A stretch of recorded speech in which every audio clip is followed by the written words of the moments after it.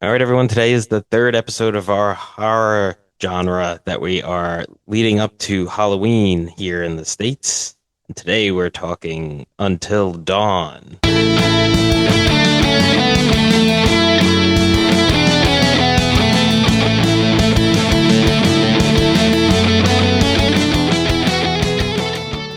Pete, why don't you give us your initial thoughts on this game? So I played Until Dawn for the first time just a couple of weeks ago at your guys' recommendation. I thought the concept was really cool, and I really wanted to love this game. And I definitely did like this game, but I wouldn't say I loved it. And in my opinion, there was just too many failures in the execution. So we're going to talk a lot about that, I'm sure. But after I played this game, I did a lot of research into kind of the different decisions and stuff like that. And without giving away too much, it just kind of felt like it was like finding out like there was no Santa Claus. So What do you mean? I'm gonna elaborate on that later on, but I'll leave it at that for now. All right, Tom, what about you? Initial thought. Yeah, so I played this game back in 2018, and I wasn't, it was kind of, I was at the point where I was like looking for something quick that I could play, and just like a transition to like another longer game after I had just come off of a previous long game. But yeah, I ended up playing through it and like really, really enjoying it, and yes, that prompted me to go and play it several times after my initial playthrough. Yeah, I just got hooked on it. I think it's a really cool game. Now, I do agree that it's not a perfect game, and we will talk about why, but yeah, I had a lot of fun with this one.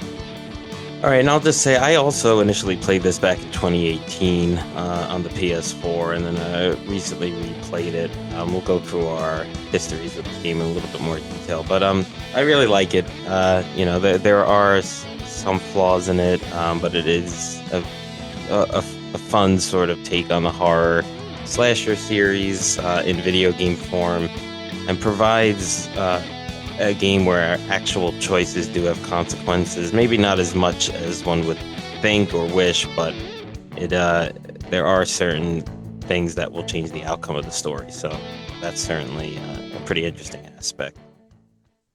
All right, Until Dawn is a 2015 game that came out, developed by Supermassive Games and published by Sony Computer Entertainment. Initially released on August 25th in North America on the PlayStation 4, and then later on the PlayStation 5 in October 2024. It's also available for Windows, but it is otherwise a PlayStation exclusive.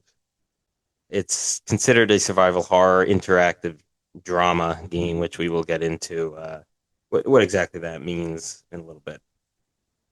All right, as far as Brothers and Boss Battles, a video game showdown, I'm Anthony, and along with my two brothers, Pete and Tom, welcome to the show. And this is how it works. Each of us picks a game that fits within a genre or category.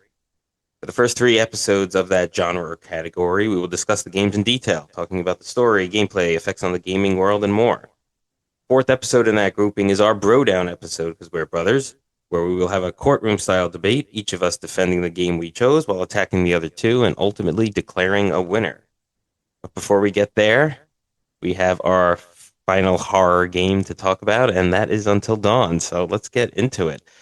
Just before we get into it, and I let other people talk, I just want to warn the viewers, or the listeners rather, that there will be heavy spoilers in this. This is a very much a story-based game, and we will be talking about our decisions in this game and what outcomes that led to, and also just our knowledge and research of the game, which might reveal other paths that can be taken that we didn't necessarily take. So, it's just important that you know that. It's still worth playing, even if you know some of the storylines, but some of the stuff is very heavy spoiler. We might also there were some changes in the remake, and we might spoil some of that too. So just we'll try to warn you on that because they won't be too heavy on the remake. All right, let's get into it. So, guys, we all played the PS4 version, right? Right. Yes. And that's the episode. So how do you want to do it? Is there anything we could discuss that isn't spoilers Yeah, before I we mean, get? I think so. I think it's important to note that they got stop motion and voice acting for this from actual actors. I'm not familiar with their acting careers in at least as far as all of them are concerned, but there were main, pretty famous actors like Hayden Panettiere and Rami Malek, both voice and did the stop motion for two of the characters in this game. So that's Yeah, pretty cool. I, I went, when I first played the game and looked up online, like the actual actors, their physical appearances, and like it's really crazy how accurate they got the models in the game to look, Yeah, in I agree. accordance to the actual humans. Was Yeah, that I for mean, everyone or just for those two? That was everyone. everyone. They're all actual actors. They did stop motion for everyone. Oh wow. I felt like the eyes in the PS4 version, like, which was a common complaint of, like, as we were sort of getting to that realism, like, I feel like the eyes were a little bit weird and they were a little, like, it wasn't perfect, but it was really, really good. And then they just improved on that in the remake and the videos I've seen of the remake. Yeah, like the eyes and the little imperfections. This was 10 years ago. It almost made it a little creepier to me. Yeah. Oh, so especially with Peter Stormare plays like a specific character, the Dr. Hill, and he like is meant to be a little like creepy-ish, I think, and like it really is. Some of the mouth movements are pretty weird with him. Yeah, no, he was really awesome. I mean, I think that's a common opinion, but he was my favorite character in the game.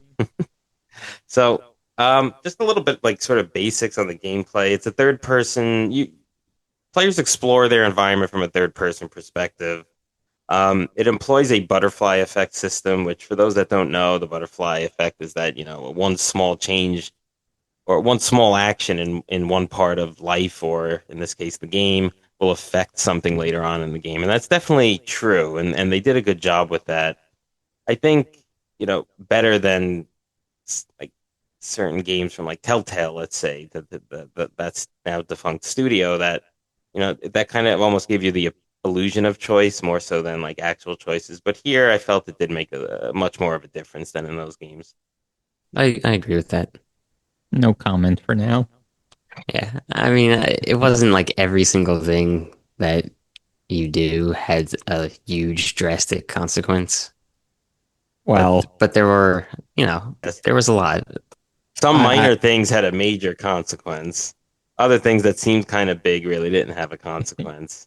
I mean, yeah, but the far majority of things didn't have any consequence. yeah, But I mean, even things like not like, a character dying or something, but like even just like dialogue later on in the game would yeah, would That's fair. change. Yeah. be Yeah. impacted There by. were a couple of cool things that didn't necessarily change the outcome, but did make the experience more rich if you did certain things versus others.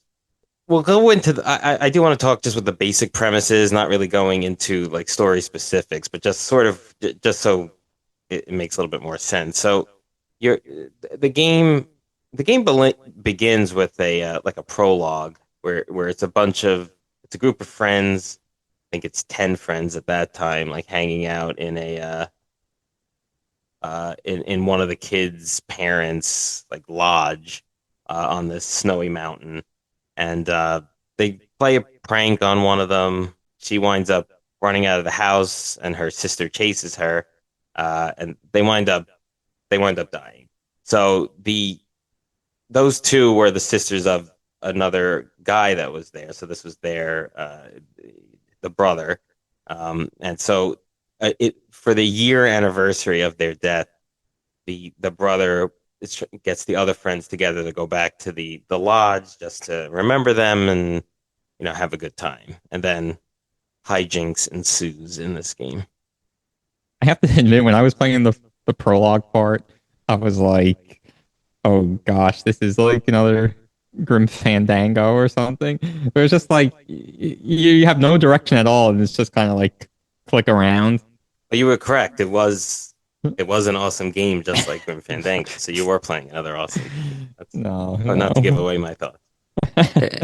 But Yeah. anyway, that was really just for the prologue, and that that thought went away really quickly, thankfully.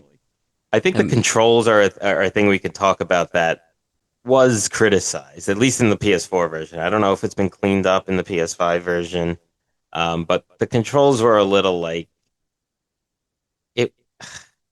It almost felt like a little old Resident Evil. It was obviously better graphics, but it wasn't like exactly tank controllers. But sometimes you'd be like walking down the stairs, and then the camera would switch. yeah, they had the fixed camera angles a Yeah, right. lot, like a lot of the time, Yeah, which was like the old Resident Evil style. yeah, And yeah, I mean that kind of messes with you when you're like holding one direction down and then the camera shifts and all of a yeah. sudden it's different direction. Yeah. But the thing about this game is that it's, as far as gameplay is concerned, it's exploration, it's decision making, sometimes under a timer, or a lot of times under a timer, and quick time events. There's no shooting, there's no like running like you're running kind of a thing, you know. Well, there is some shooting, but it's Oh yeah, it's not. basically like quick time events. Yeah. Right, right. Yeah. So like that's the gameplay. It's again very narrative and story driven, but it did have those action sequences, but you're not really like yeah, it's you're not whipping out a weapon and shooting a monster in like your traditional third person survival horror sort of way. So there's not a lot of action in this game. No, there's a ton of action. It's just you're not really You're not, perpetrating it. yeah, you're not aiming a Yeah, yeah. weapon and pulling the No, trigger. I'm joking. That didn't bother me, that aspect of it at all. And then sounds was good, fit well. I mean the voice acting was really well. It was actual actors and the quality was good. Even something I noticed is like the snow crunching as you walk. Yeah. Like it was really cool. Yeah, even that, and even like the footprints appearing, like that Yeah. that hmm was another attention to detail moment. Yeah, and I think it's important in a game like this Yeah. to build the suspense and hmm whatnot. And just like the crazy sounds and stuff like that. It was just of what would turn out to be the main antagonists, like this weird sounds that were made, like you would get those throughout. So like that, like in a lot of horror games, they use sound. I think that's sometimes scarier than other elements they add. You know what else I liked? The opening credits song after Oh the yeah. prologue. Yeah, that was good. Fit well. Yeah, shit, wow. But then the images are all like rocking horse, you know, a doll that looked like a Chucky doll. Like it was all just like random, like Like scary. quote unquote scary stuff. Like, Well, I was like, okay. maybe not as much as the Evil Within one, but this game did lean into a lot of tropes. I feel. Oh yeah, like horror for tropes, sure. which we'll get into when we talk about the story. But I think that's what it was. It was meant to be like the teens running away from a slasher kind of a thing. Yeah. It honestly became a little bit more in depth than that, I think. But Oh yeah, de- for sure. that was definitely the did. setup. Yeah. Yeah. All right, so should we get into it? Yeah, I mean, I guess again, spoiler warning. There's going to be a lot. We'll try to.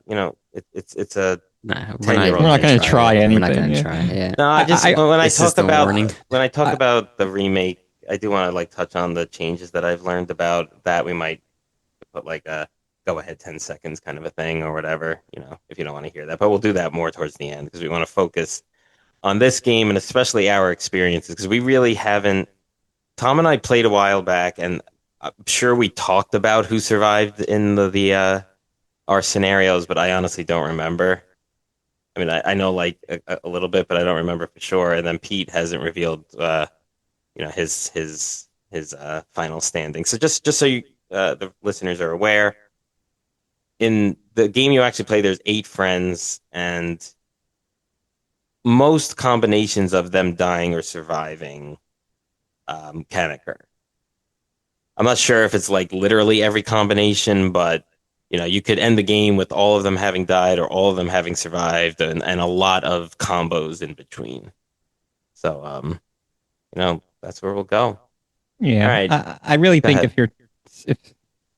if if someone, I mean, it's again a 10-year-old game now, but if someone's really thinking about playing this game for the first time, they probably should tune out right now. Yeah, then come back and listen after you immediately play Yeah, this yeah, game. definitely, Yes. definitely come back. Yeah, it's about, what would you say, 10 hours? No, less than that. Like 6 or 7 probably, right, to finish. This is interesting because I didn't log my hours, but one Hmm. thing I wanted to bring up was that there's a lot of collectibles Yeah, and there things are. that help with the story, and they can help you make decisions as well. Those totems, Yeah, and I regret not focusing on the discovery aspect of the game yeah, more, and then that would have added some time to my right. playthrough, Yeah, of course. I tried to discover a lot here, but I also didn't want to lure myself into dying, which, like, Yeah. sometimes. So I did pay particular attention to the totems, which we'll get into this time more so than others, which was helpful because they can Yeah. give hints. The other Uh, stuff, like the clues, weren't yeah, really. I mean, it was cool from the story yeah, perspective, but it wasn't really anything that would influence decisions or anything like that. No, yeah. no. The It clues, the did. clues to me There were was, the story. Sorry, Yeah, and the totems were yeah, theoretically supposed to advise you yeah. or I mean, yeah, influence they you. could, yeah, for sure. yeah. Well, one of them was like advice or guidance, I think was one of the totems. So like they really did kind of tell you what not to do in some instances to like not kill them. They're Uh, hard on your first playthrough to use them though, but like yeah. there was some that I was definitely like, oh yeah, I sort of remember that after I played my second time. So I'm the only one who really has two um like legit quote unquote playthroughs. Like Pete just played the one time recently, and then Tom played back in 2018, and then like essentially trophy hunted and like played various Yeah, versions so that way. I played through once legitimately, and that'll be the one that I'm discussing as we Yeah, go through yeah. I played the through. episode. But I've also, I got the platinum trophy in the game, so I Whoop, played through. whoop. Yep, yeah, I got the platinum trophy. I think it's So like I, a 1 out of 10 difficulty level in this game. yeah, It's just yeah, really some time that it's like yeah. yeah, and I played two legit. I'm gonna kind of talk about both of them. Um And the second one, I guess, is a little less legit because there were things that I learned in the first one that like helped me the second time around. So I will make sure to note that. All right, let's get into it. How do you Well, want to do it? you guys want to go chapter by chapter and kind of So talk the about some of the game major opens decisions? on a snowy We talked about this. mountaintop. All right, so I'll run to the beginning. So like the all the kids are arriving at the lodge, various different ways. Um, there's 4 boys, 4 girls. I think there's a guy and his girlfriend, and then the old girlfriend is there, and then she has a new boyfriend, and then there's just other, random smatterings of friends. Um, the one Josh, played by Rami Malek, is the brother of these 2 girls that died the last time they were all there, or went missing. They don't really know that they are dead at this point, but they've been missing for a year, which is an important detail, which you will see later. So they're all there, and like they're kind of bickering, doing sort of like teenage, you know, kind of things. Yeah, like someone's phone rings and then Another one someone, looks at it, and yeah, or doesn't. That's a yeah, decision you can right. make That's a that has no decision you impact can on anything. right. But there are small decisions that do impact Yeah, stuff. So, I like know, for I know. example, well, I mean, I guess we got to talk about it because if we're not going to talk about the end, we got to talk about the. So, like for example, there's 2 characters, Chris and Sam. They're together. They come across like this little shooting gallery that was set up on the outskirts of the mountain, and even a small decision like this, like while Chris is target shooting, he can a squirrel appears and you could like decide to shoot it or not. And if you do, like a crow comes and scratches Sam. And then that affects when she's hiding from the psycho, quote unquote, later on, whether she's able to hide from them or not. So, I think that's, Well, it doesn't affect the that's ultimate. the problem is when you're hiding from the psycho, it doesn't really matter. It I does. mean, it There's doesn't like actually a for really, the ultimate outcome, but depending on whether you like successfully hide from him, you get a bunch of like additional information, Mhm. like clues and I stuff. think that's Oh, one of the really? coolest parts of the game that I didn't I didn't successfully hide the first time and then did successfully hide this time. And that's with Sam. Basically, if you wind up getting scratched by that crow or missing any of the quick time events or not choosing the right thing, the psycho, quote unquote, will capture you. Um, and then like tie you up in a chair. If you successfully escape, you wound up getting to a part of the psycho, quote unquote, which will be revealed later, um, to explore, and you learn a ton. Like you know who it you basically find out who it is before like everyone else finds out who it is by doing that by being able to do that searching with Sam. Like you That's find a interesting. bunch of yeah, no, Yeah, that was a really Because that was one because of the I most coolest changes for me because that didn't happen the first time I played. I wound when up we get getting to that caught. part, I'm interested because I did successfully escape the psycho, actually, quote unquote, and I you know how you find out who the psycho is. I feel like well, well, yeah, we'll tell you what the okay, clues are. Yeah, we'll go into that. But anyway, so that's like one set of characters. There's Mike and Jess are the new couple, and then Emily it was Mike's old girlfriend, and she's with Matt now. And then there's Josh, the two sisters' brother, and I'm missing and then Ashley. Ashley Yeah, another and character. Ashley and Chris Like each secretly other. like each other. and another thing I wanted to mention, and I think if you shoot the squirrel and many other decisions, is they even if they have no impact on who dies or if you could find any other clues or whatever, they do impact the relationship between the different characters. Yeah, and Yeah. that can play Yeah, a effect on things later on. right. So that's kind of cool too. I don't know if I could go chapter by chapter. So I mean, if you can, that's fine. But I'm just gonna have to kind of go like beginning and then thing that Yeah, no, happened that's after fine. it, and then To me, what I thought like the first major thing was, which turns out I don't think is very major, was when kind of everyone or mostly everyone is in the lodge, and then there's like that verbal argument between Emily and Jess, Jess. yeah, Yeah, or Matt and Mike, depending on, yeah, and like eventually Mike and Jess are told go to like the guest lodge or whatever, yeah. Which they go to and do. Yeah, yeah. So I was at that point, the first time playing, I was wondering like, oh, if I, uh, interacted with the characters differently, yeah. would they have stayed or would other No, people have gone? I think And Emily it's and not true. Jess always fight. So like, regardless of whether you make Mike and Matt like sort of fight more, that Josh just tells Mike and his girlfriend Jess to go. Yeah, no, I mean exactly. But that was disappointing to me when once I found out. But that was like literally one of the first things I wrote in my notes. Like, oh, I wonder, like maybe I should have said this different. And then I find out that it really Yeah, didn't matter. yeah. Kind I of mean stinks. that I guess in an even more robust game could have played out differently. Yeah, for sure. Yeah, It could have. Yeah. I mean, but there's some things that like they have to in order to make the story, yeah.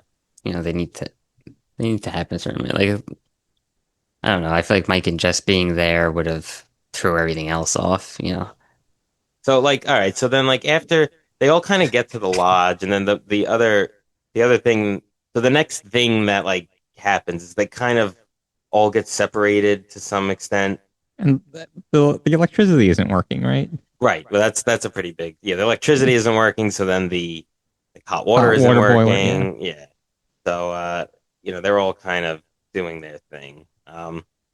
What's interesting, like if you notice, Matt never gets back to the lodge, whether he dies or survives. If you notice that, like his only time in the lodge is that little argument with Mike, and then he's not there for the rest of the game. That's interesting. I guess that's true of Jess as well, isn't it? Yeah, that's true with Jess as well. Yeah. So Jess and Matt, if you do survive, there's an ultimate showdown at the end in the lodge, but they are not there for it, whether they die during the quest or not. Yeah, I like that actually. Yeah, that is kind of That cool. they didn't make everyone Get necessarily back. reunite. Yeah. Yeah. All right, so anyway, so now they're all sort of separate, and then you kind of take on the other thing we didn't mention. You take on the controls of these different characters at different times. So like you kind of wind up controlling everyone at some point in the game, which is cool. And affecting the decision. The next kind of yeah, the next major part, I think you're either Mike or Jess. I think Mike, and I you're think kind of walking to the lodge, and that's kind Yeah, of scary you because I was like, switches. oh gosh, they're separated now, and scary things are gonna happen. So I was nervous the whole way to the guest lodge, but nothing happened. mm, Until you get to the guest lodge. True, well, yes. yeah. I mean, Yeah, I mean, there was nothing that could have killed you out into up to yeah. that point. You can't die there, but there. I mean, there's what's interesting about that part is you kind of get the perspective from a third party that has like this red vision that you see them looking at those two characters sort of trudging through the snow to the True, guest like a lodge. thermal vision. Yeah, Could that be and the that psycho? yeah, and then there's also you do get in your line of sight in the camera a guy holding a machete and other things as well. So you're kind of like at a something's gonna go down. You just don't really know what it is. Is the thermal vision this guy? Does he have a thermal visor or something like that, or is it something else? Without those images, I thought everyone was just gonna enjoy their weekend and Yeah. go on their merry way at the end. Winter Lodge Simulator. Anyway, so yeah, Mike and Jess get to the lodge. There was, I believe, I read a DLC with Matt and Emily, like looking for Emily's bag, and you just like nothing really happens, but you learn a little bit about them. But that wasn't included in the game. I didn't play that. I think it is included on the PS5 version, the remake. Oh yeah, was that like the pre-order? Like Yeah, it was like a pre-order DLC. But yeah, so yeah, like I think it just develops the two of them a little bit more. Shows that they maybe actually kind of like each other because Emily is just basically crapping on him the entire time. So it's like, yeah. so So if we could take a little break, then one of the things I didn't care for was the characters, and I just felt like they were all like, or many of them were like hyper, like exaggerated, like yeah, caricatures, which is like, and I think I think Emily was the worst. yeah, she was very. I mean, it's a clean podcast, so we can't say the word, but like anyway, Yeah, she just wanted to be like she was like the princess, wanted to be treated like the yeah, princess, but I it really was feel. over And the top. yeah. And then another thing, we mentioned the characters, but in between the chapters, which builds a lot of, I think, suspense, you find yourself in, I guess he's like a therapist's room, right? Yes. Oh, yeah. So that's good to know. So there's this therapist played by Pete Stormare, called Dr. Hill. Um, and he's talking to someone. They set it up like he's talking to you as the player because he talks about this game that you have going on. But Right. he's talking to someone at his desk that has their back to to you as the viewer, as the gamer, so you can't really see who it is. But so he's really talking to them, and in he's sort of like a creepy psychologist, and he's telling you like he gives you a book, and he's like, okay, which of these two things is more scary to you, and then like what do you fear more, blah blah blah blah, and it winds up like they use what you say in the game to like in just some of the aesthetics. Like if you say you're scared of like clowns versus zombies, they'll have like when some things pop up and stuff, it'll be of clowns and stuff like that. So it's it actually does affect the game a little bit, but it's just I think even more so than that, like you said, it just kind of creates this like scary imagery and stuff. Yeah, but it's mysterious at first. Eventually, you Yeah, kind of get right. clued into what's going on. But Yeah, yeah, yeah. No, that's yeah. So after every like, I don't know if it's after every chapter, but after like at least every couple or something, you go yeah, back to there. All right, so now they're all separated. So there's the part where Sam like finds out that the water's not really working, so her and Josh go down to the basement, which is like a basement, so it's scary in and of itself. And then they're trying to like get the hot water heater. So there's a couple of like little quick time events to get the hot water back on, like, but it's really just all of that is just sort of like tutorial stuff, basically. Like that's not going to affect anything, and you're eventually going to get it. What's interesting there is that the two of you wind up getting chased by like this, like looks like a scary monk type character. and it winds up just being Chris in a mask, just like playing with you. It's a bit of foreshadowing. Yeah. Do you remember that, Pete? Second. Yeah, I remember. Yeah. So that's sort of like a false scare. So anyway, the water gets back on. I forget exactly the order in which it cuts, but then uh, Chris, Josh, and Ashley, while Sam is now taking the bath, uh, use a Ouija board, which they don't call a Ouija board in the game because I guess it's like, I don't know, just copyright didn't want to pay it, but a spirit board or whatever they call it. And it winds up being that like the sisters are trying to talk to them and Josh gets all upset. So like you don't really know, is it real, is it not? But that's sort of how it always is with those. Yeah. Yeah, but the three characters that were playing or using this board seem pretty convincing that It was the it wasn't actual it girl. wasn't one any of them kind of Yeah, playing, control. just playing around. Yeah. Yeah, so Josh goes off then after that, and Chris and Ashley are just together, and then at some point it does cut back to Mike and Jess, and they're doing whatever in the lodge, and the ultimate climax I feel is what happens at the end of the lodge, which is Jess had dropped the her phone, it winds up getting thrown through the window, so something you would think a human bad guy might do. They go to investigate, they get it, and then Jess is by the window and gets pulled out of it and taken away. And Mike has to go chase after her. And that will be the first sort of consequential scenario we will talk about. So after Jessica gets snatched out of the lodge, you play as Mike and you grab an old, looks like a rifle that's in the lodge and you start, or in the guest house, and you start chasing after her. And there's a series of choices to make, whether you choose really the steady path, the safe but longer path, or the shorter, more risky path. And it's about, I think there's three separate opportunities to choose. Then you eventually you see Jessica getting dragged away from something, and then eventually come across her later on, her body later on. And Yeah, so let's talk about yeah. those choices, because those do play a role. Again, another spoiler alert under our overall umbrella of spoiler alerts. But if you do not choose the quicker, more unsafe options there and hit the quick time events, you quote unquote get to Jessica too late, and the next time you see her, she's dead. Yeah, so just for full transparency, there's 4 in the sequence where you could choose the risky or the safer. Mhm. And again, assuming you hit all your quick time buttons, I think you only have to choose 2 risky paths. Okay, fair. So I honestly did not know that was going to be a big choice. I, either time I played. So the first time I played, though, I must have chosen to, because I did get to Jessica later on.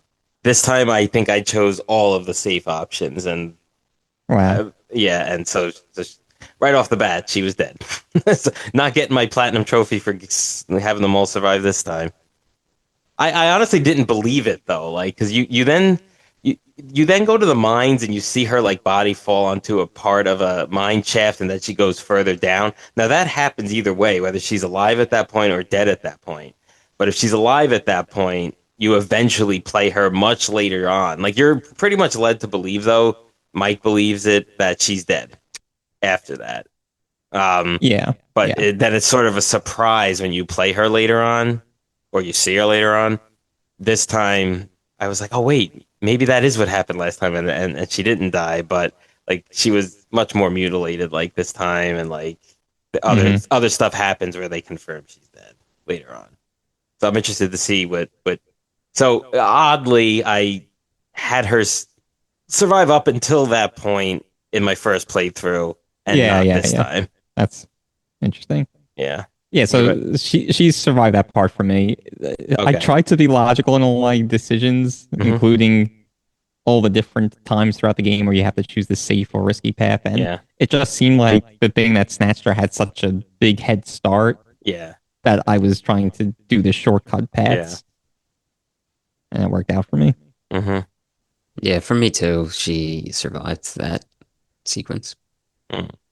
But yeah, it is true. Like you don't really know No. that she survived. So like, like you said, like Mike is pretty convinced that she's dead, and like so you're thinking like or I was thinking, was there something I did before she even got snatched that I could have done to prevent her from getting snatched? Like Yeah, that's cool. Yeah, it makes you think, which is cool because you really don't know. That's why the initial playthrough of this game is great. Yeah, for sure. But then once you realize, What I didn't like, so I did see a YouTube like short that said like there's three seemingly like minor decisions that have a huge impact, and this was one of the three that I don't know. video mentioned. And I think that's because you don't even really do anything to like what happens at the end of that sequence for you guys, because I forget exactly. That's that. Like- I don't really remember exactly, but it doesn't seem like you do anything that should have prevented her from dying. Yeah, like No, yeah, she shows up and her body isn't clearly dead. I think she even like moves a little bit, so like like she's alive at that point. But then Yeah. the thing she's on like plummets down, so I think you're meant to believe, you're meant to assume that she died from the impact of that fall.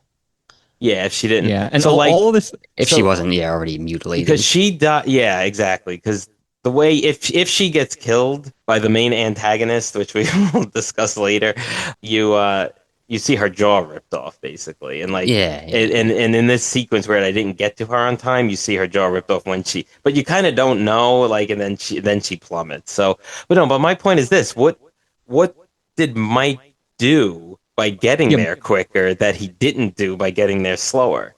Exactly. I don't think anything, and that's what I don't like. That part. That's why I was so confused even this time even when I saw her like clearly dead, it was just like. But you know what's funny? There's a scene where he's looking through the scope of the rifle, and like he's on her and she's getting dragged, and it's like just move to the right, like move to the right. Your scope 2 feet, and you'll see what's dragging her. Oh, it's like yeah. Like I thought that was so annoying. But anyway. Yeah, I know what you're talking about now. So yeah. that's the Mike part. Then I think the next major thing is with Chris and Ashley. I think they go to the basement. I think that's right. Yeah. And they wind up being attacked by the psycho. Ashley gets taken. Yeah. And then Ashley gets taken and Chris gets knocked out. Right. And then Chris has to find them. And he comes across this huge contraption that has Ashley and Josh bound to it. So they found Josh. Yay. And then, Chris goes into this room with controls for this giant spinning saw. And like the psycho comes out over the intercom basically and is like, you have to choose which one of them lives and which one of them dies. And it becomes really tense because it's like it's timed and you see the saw moving. And like whatever you choose, it winds up going it's like on a track basically, and like it's almost like a train track. Like if you move the lever one way it goes to the left, if you move the lever one way it goes to the right. I think either choice it winds up killing Zach, and killing, that's not a character, like killing Josh. And like it's really gruesome, and it's like guts are spilling everywhere, and like then Chris and Ashley are obviously very traumatized. Yeah, and so that's another thing. It seems like a major decision, and I at first I wasn't gonna, because you could pretty much. I was gonna do nothing. Right, which is an important thing, and even in that like tutorial where it says sometimes doing nothing is an option, and it actually becomes an important option, I think, at points. I think it even says sometimes doing nothing is the right choice. Yeah, or whatever. Yeah. But then then I was like, I think this is gonna kill both of them if I don't do anything. So then I chose Josh. Okay.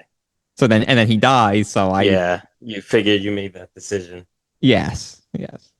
I chose Josh too. Yeah, I think I did too. I certainly did this time. I didn't like him, honestly. Yeah, well, that's the thing. We're not really talking about the personalities. We did a little bit out Emily, but just like quickly, like Chris is sort of like the jokester, but like friendly. Mike's sort of like the homecoming king kind of person, Right, yeah. and Jess is sort of like the homecoming queen type, and Yeah. Sam's sort of like the smart, quiet one. Matt's like another sort of like athletic, but Jock. jock, but not like sort of No, nice guy too. yeah, he Like, was a yeah. nice guy. Um, I thought his character, his like maybe acting or just writing or whatever was the best.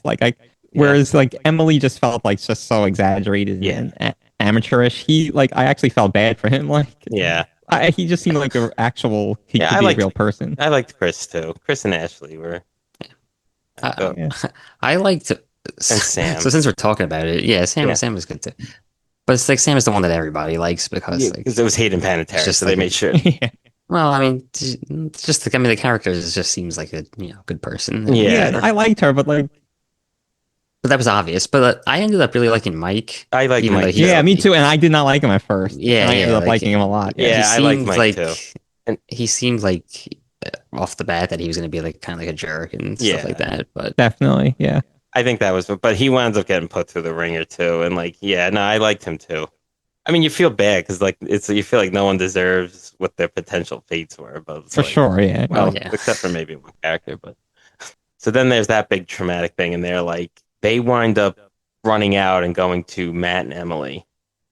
They find Matt and Emily like outside of the lodge while I guess they were looking for Emily's bag, and then I think you play as Matt and Emily, and you wind up going to the radio tower. the radio tower. Do you have to go there no matter what? Because isn't there like a choice where Matt and Emily can disagree on what to do? But I think that just affects their relationship. I don't think it Already changes. poor relationship. Yeah. I don't think it changes things. But I think it does affect. No, you're right. There is something where you could agree or disagree with Emily to Yeah. go there, but I think you have to go there anyway. right. Basically, Emily But I bossed think- you around. I think what the important thing that does is that there's a flare gun that Emily can find, and whether she keeps it or gives it to Matt, and whether Matt uses it in that instance or not, like all of that can make a difference later on. Yeah, like, It has If you big give it- implications. What's that? It has big implications later on. It I can. learned that the hard way. Yeah, I Me went. too. Oh, Not it can, it does. no, I didn't. I didn't need it. Yeah, I guess if you make other, Yeah, yeah, true. yeah.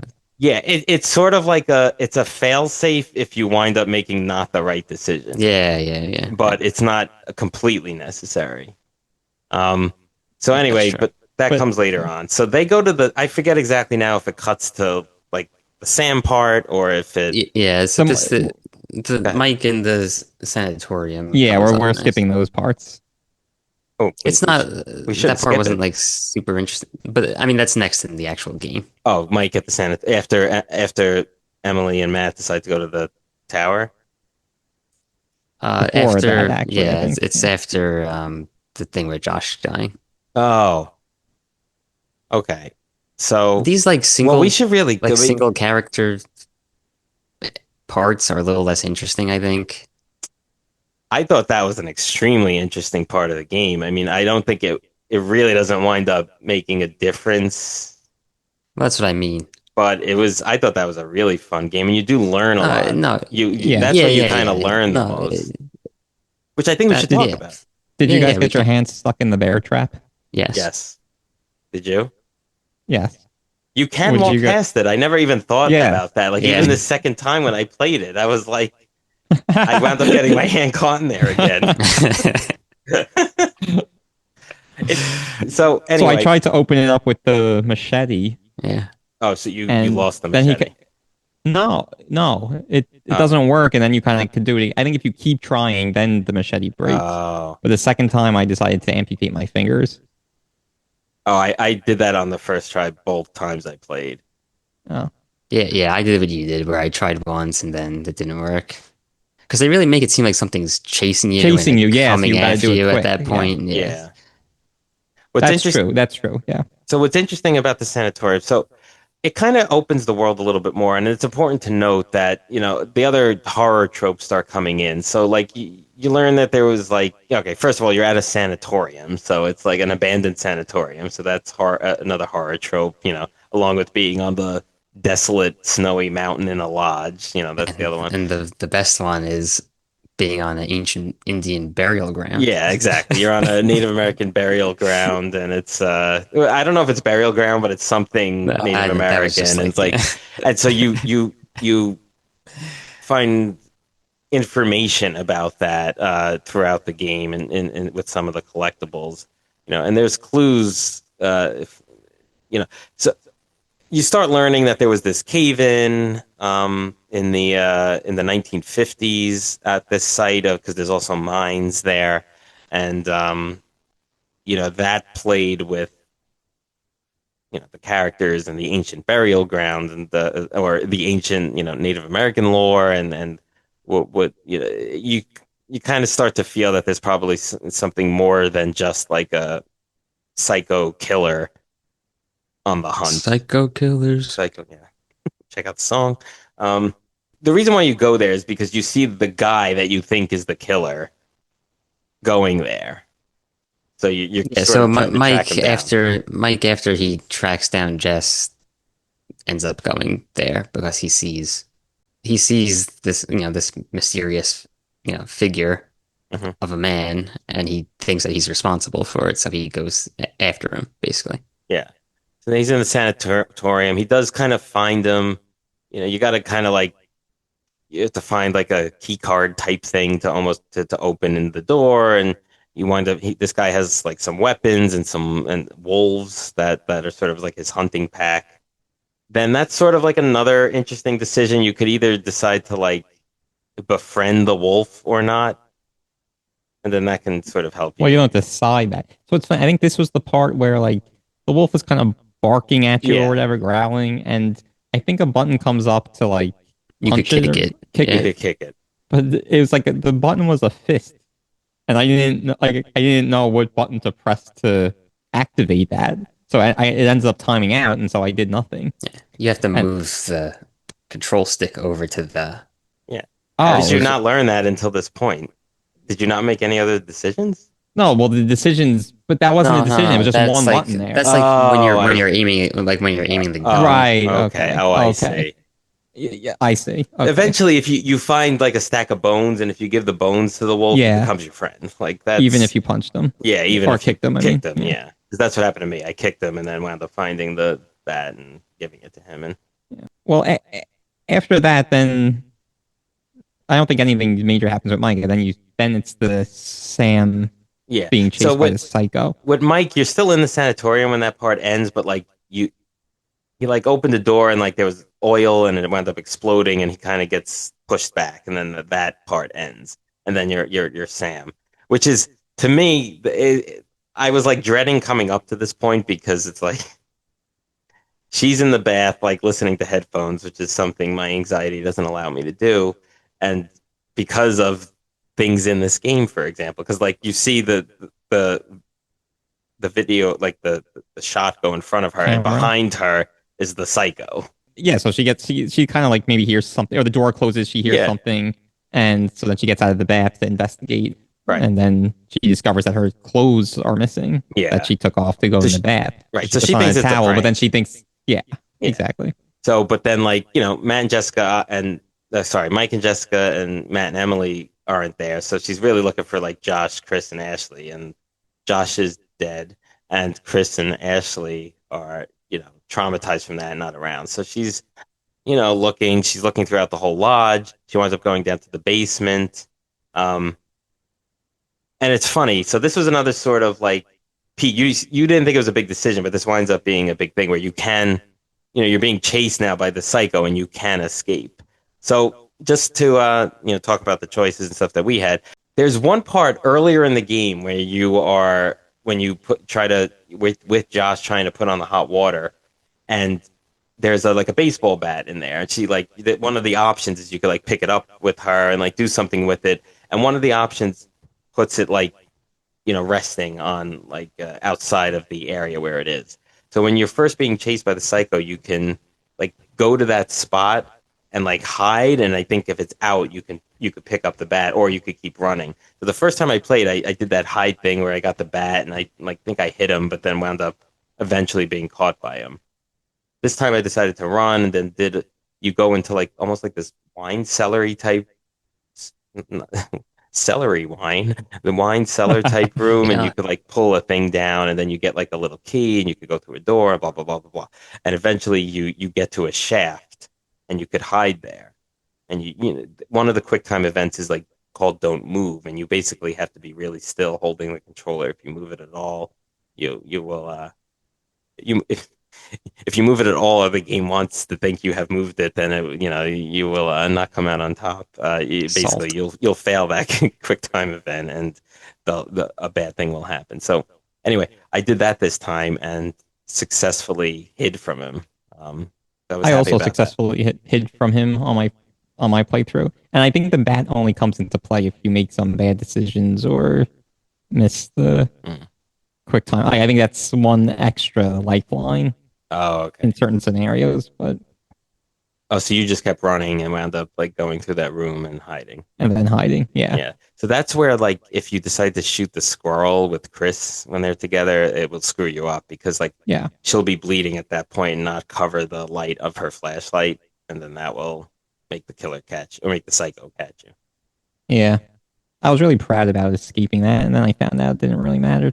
And No, from but it a did. You got living the and cool dying thing. perspective. That Okay, was the well, so cool what thing. cool things did I get? So like you basically, all right, Tom, you tell us what happened to you, and then we'll have a major spoiler. I got caught. I got caught. So if you wind up getting caught, she winds up getting tied up in like she gets like sedated basically and gets tied up in a chair. And when you're like, I think Chris and Ashley later on, you wind up finding her. Um, Yeah. but if you escape, you basically you get to a part where you're able to explore the psycho's lair a little bit more, and you come across various things like the main thing that I remember that kind of clues you in is the psycho. There's a video like not a videotape recorder, like a cassette tape Cassette tape. recorder Yeah. of the psycho practicing his voice, and then the person who is actually the psycho's voice is on that cassette tape. Did you find Yeah. that, Pete, or no? The cassette tape is seems I don't know. I really don't know. And then Yeah. there's also like you find somebody's cell phone and it has Of Dr. Hill's conversation. text Yeah. messages Yeah. between with Dr. his Hill doctor. and this And you know, he character. says like, "Oh, this sounds like a bad plan." He's like, Yeah. "Call me back immediately." So Yeah. Oh, okay. And Yeah, I think you may have also got those find things, but I think you also find like a psychanalysis of this character as well down there. yeah, some other like medical records and stuff. but Yeah. does it have that? Does it have his name on it? Yeah. Oh, it does. But Yeah. okay, so, So- I don't know. I mean, and so to me, I think I did find these things, but it wasn't apparent to me that it's this character. There's another like Chris and Ashley part that's important where the psycho's Yeah. identity gets revealed, which you kind of now as a player know if you've done this extra Sam thing, but Yeah. if not, it gets revealed anyway. But just finding the clues sort of made it cooler to me. I didn't know. I didn't know. Was it really that obvious? And remember, you see the saw go through Josh's stomach and kill him, like it saw Yeah. him in half. Yeah. So then you're Matt and Emily Oh, at the making tower. But yeah, I guess making their way to the tower. There's a part with the when they're on the top of the cliff with the deer. Oh yeah, that's an interesting part. Does that have any effect? Because I don't think that didn't hurt me either time. But basically, you have to use the do nothing option there and just sort of walk through this herd of deer.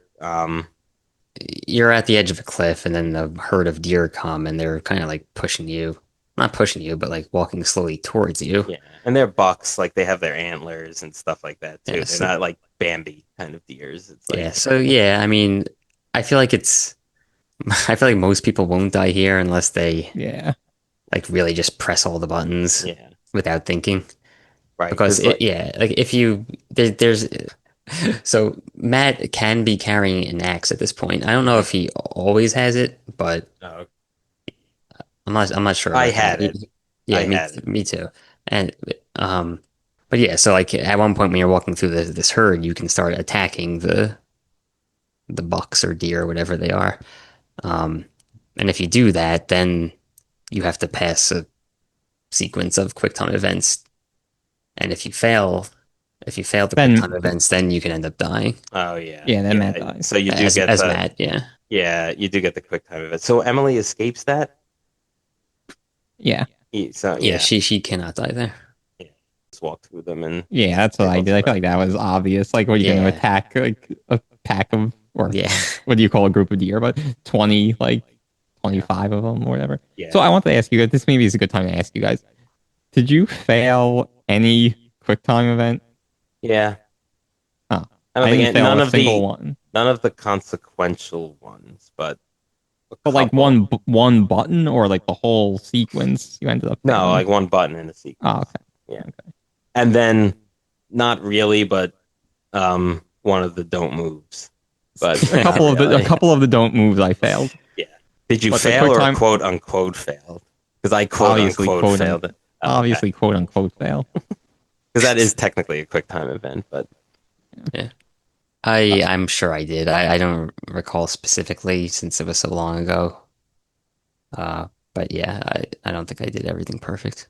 Okay, so now I want to get to this flare gun business okay. Because because now, I don't like it one bit. so what I do have to be honest. The second time I played through, because of one of the totems that I found that gave clue, the totem shows Emily giving the flare to Matt. So I did get that before this, and then found it with Emily and gave it to Matt. But then he just shot it off. Like there's an option where like he at that moment shoots it off to like Yeah, get so attention. apparently That if doesn't happen every time though. yeah, if Matt agrees with Emily to that they should go to the radio tower, that's when he shoots it off. Hmm. I must have agreed then in this Yeah, Yeah. playthrough. and I had agreed, so I guess it wouldn't have mattered anyway. But I just don't get that. Like, What did you okay, do? You did the same thing? no, I never found it, and Oh, you didn't find that's it. what I don't like. So you're in the radio tower, there's no power, then you kind of go to that outer ring Yeah. outside, and there's the fuse box right there, Yeah. and like now, You guys you know, should look around. You gotta there's look no clock or around. whatever, but the characters are urgently trying to do these things. You know, like it doesn't make sense to keep going and look for the flare gun or to look for something. And even if I had the totem, which I don't think I did, You don't know what's there. you don't know it's Yeah, well, there. that's true. You don't know that from the totem. I don't know. I tried to really explore this time around, so Yeah, and like I I wound up. said, I regret not exploring more. Yeah, Tom, what happened with the first time I played? I don't remember exactly what happened in the scene, but the flare gun also didn't wind up mattering. Yeah, that was the same thing for me. Which one? I feel like again, it was a long time ago, but so Matt didn't end up with the flare gun later Okay. on. In your playthrough? In my playthrough. Okay. I'm pretty sure I agreed with Emily. Hmm. Now I don't recall if I gave the flare gun to Matt and he just shot it off, or if I kept it with Emily. Yeah. But yeah, either way, You didn't have it. Yeah. I didn't have And it with Matt. it's less consequential, but it can be helpful to Emily as well Yeah. if she keeps it. Oh yeah, that's true. So what's Yeah, but interesting? there's a lot of scenarios where Matt doesn't end up with the flare gun. Hmm. You know, Yeah, the fact that he could shoot it off based on the that's agreeing dumb. or yeah, I think yeah, but it makes that agree or disagree somewhat consequential too. Yeah, that's what I don't like. It's like, oh, you ate a ham sandwich back in chapter 2, so Oh, it's the butterfly effect. Yeah, it's the butterfly effect. And the thing about it is you don't need it with Matt. It helps, I but mean you that's don't fair. need it. Yeah, that's So true. Everyone could survive without yeah, ever finding you the flare gun. That's true. exactly. Or have him having it. So I take that as it being acceptable. Anyway, so they're in the tower, they're trying to get someone on the radio. It's like they're having trouble. And that's when like but they finally eventually get it and the guy, says, okay, they'll send someone. And then, the line happens where Emily's like, well, how long do we have to wait? And he goes, I don't know, at least until dawn. Roll credits. So it's funny. He goes, Dawn. at least until dawn. Like Oh, it I'm does? pretty sure I'm pretty sure he just says dawn at first, and then he goes like at least until dawn. That Anyway, was the first of like 10 times that yeah, that's said. yeah, no one ever said. I didn't feel it was corny though. I felt it was all like where it should be. But anyway, at that point, they're in this huge tower, and something cuts this one cable. Apparently, it's being held up by this one cable, and it winds up crashing to the ground. And like, it's like uh, sort of amazing how either of them, especially Emily, survived it. But like, it winds up Yeah. sinking into the mines. Yeah, but like you're basically as you end up as Emily. You're hanging off it basically, Right. and then you have the decision as Matt. Right. This wound up being like It's a huge it's decision. yeah, Yeah. it starts falling a little bit, and you can like either try to. Well, what are this? You go through Yeah, it. you Like, basically try to save Emily, who's hanging yeah, off for dear life, and like yeah, looks like it's like a total abyss down there. Like if yeah, this falls, like she's a goner. That's what it looked like to me. yeah. So I tried to save her. Basically, you're trying to reach out your hand and Hmm. to grab her, and the tower kind of falls further. Like it looks like it's about to totally collapse. And then they give you a second chance to try to save Emily or to kind of jump to Jump another off. platform to Hmm. safety. So I tried to save her again. Again, I thought if I jumped to safety as Matt, Emily was just a goner. Yeah, Hmm. yeah, same. So, so you both tried to save Emily there and wound up killing Matt. Is that what you're saying? Yes. Okay. Yeah. So that did Because not one, happen to me either time. So I eventually jumped to safety. I think this time I went to save her the first time, and then when it fell a little bit more, I jumped to safety, and he's safe at that moment, and she winds up. The tower keeps falling with her on it. I mean, it turns out she doesn't die from that, but yeah, well, whether you try to save her or not, the tower, I think the same thing yeah, happens to Emily. yeah. The tower So, falls and she so falls. you guys lost Matt both. So he was really your first death. Yeah. Yeah. Yeah. And just, Well, other than Josh, but that was Yeah, sort so of at like this out of your time I'm like, control. exact. So at this time I'm thinking Josh died, and he's different from the other characters. So I'm like, I'm not sure if like, was there something I could have done to prevent that? Mhm. Probably not. I don't know. And then Jess, I'm not sure what's going on with her. I'm thinking Yeah. she might be dead also. Right, So I'm right. like not feeling too good about myself. If you don't know that like you can save them all though, it's sort of like, okay, maybe this is just a story. True. No, I mean But then I knew I you could save them all. okay, because otherwise it's like maybe this is just a story, but like then also it's like, well, then what the hell's the point of my choices? But Yeah. No, I knew it was possible to save everyone, but with Josh, I didn't. I wasn't yeah, sure. you didn't about. know if he was included in the quote unquote Yeah, everyone, basically. exactly. well, yeah. So just, to conclude that section, Matt ends up getting grabbed and dragged by something. And Oh, then, at that point, he doesn't just fall. So no, there's- no, no. no. 'Cause- So the way he dies is he ends up jumping, to some stable ground, but then shortly after that, he gets dragged by some yeah, thing, Antagonist. some main antagonist, and then the main Quote, unquote. antagonist ends up like, oh, impaled on a hook. yeah, basically Yeah. putting his like jaw through a hook. And, Yeah, Yeah, like in and his if you have the lair. if you have the flare gun, you could shoot the could flare shoot. gun at the main antagonist, and that's how you save yourself as Matt. yeah. If you have the flare and gun, then what happens with Matt at that point? Because that happened in neither one of my playthroughs. then I That's why think I'm nothing. saying- But eventually To you where he would. yeah, you take control of him again, just as you later do on, later on, later just as you do chapter. with Jess if she survived, Yeah. Okay. and they end up meeting. I think. Yeah. Yes. If they both If they they're both both survive. survived to that point, yes.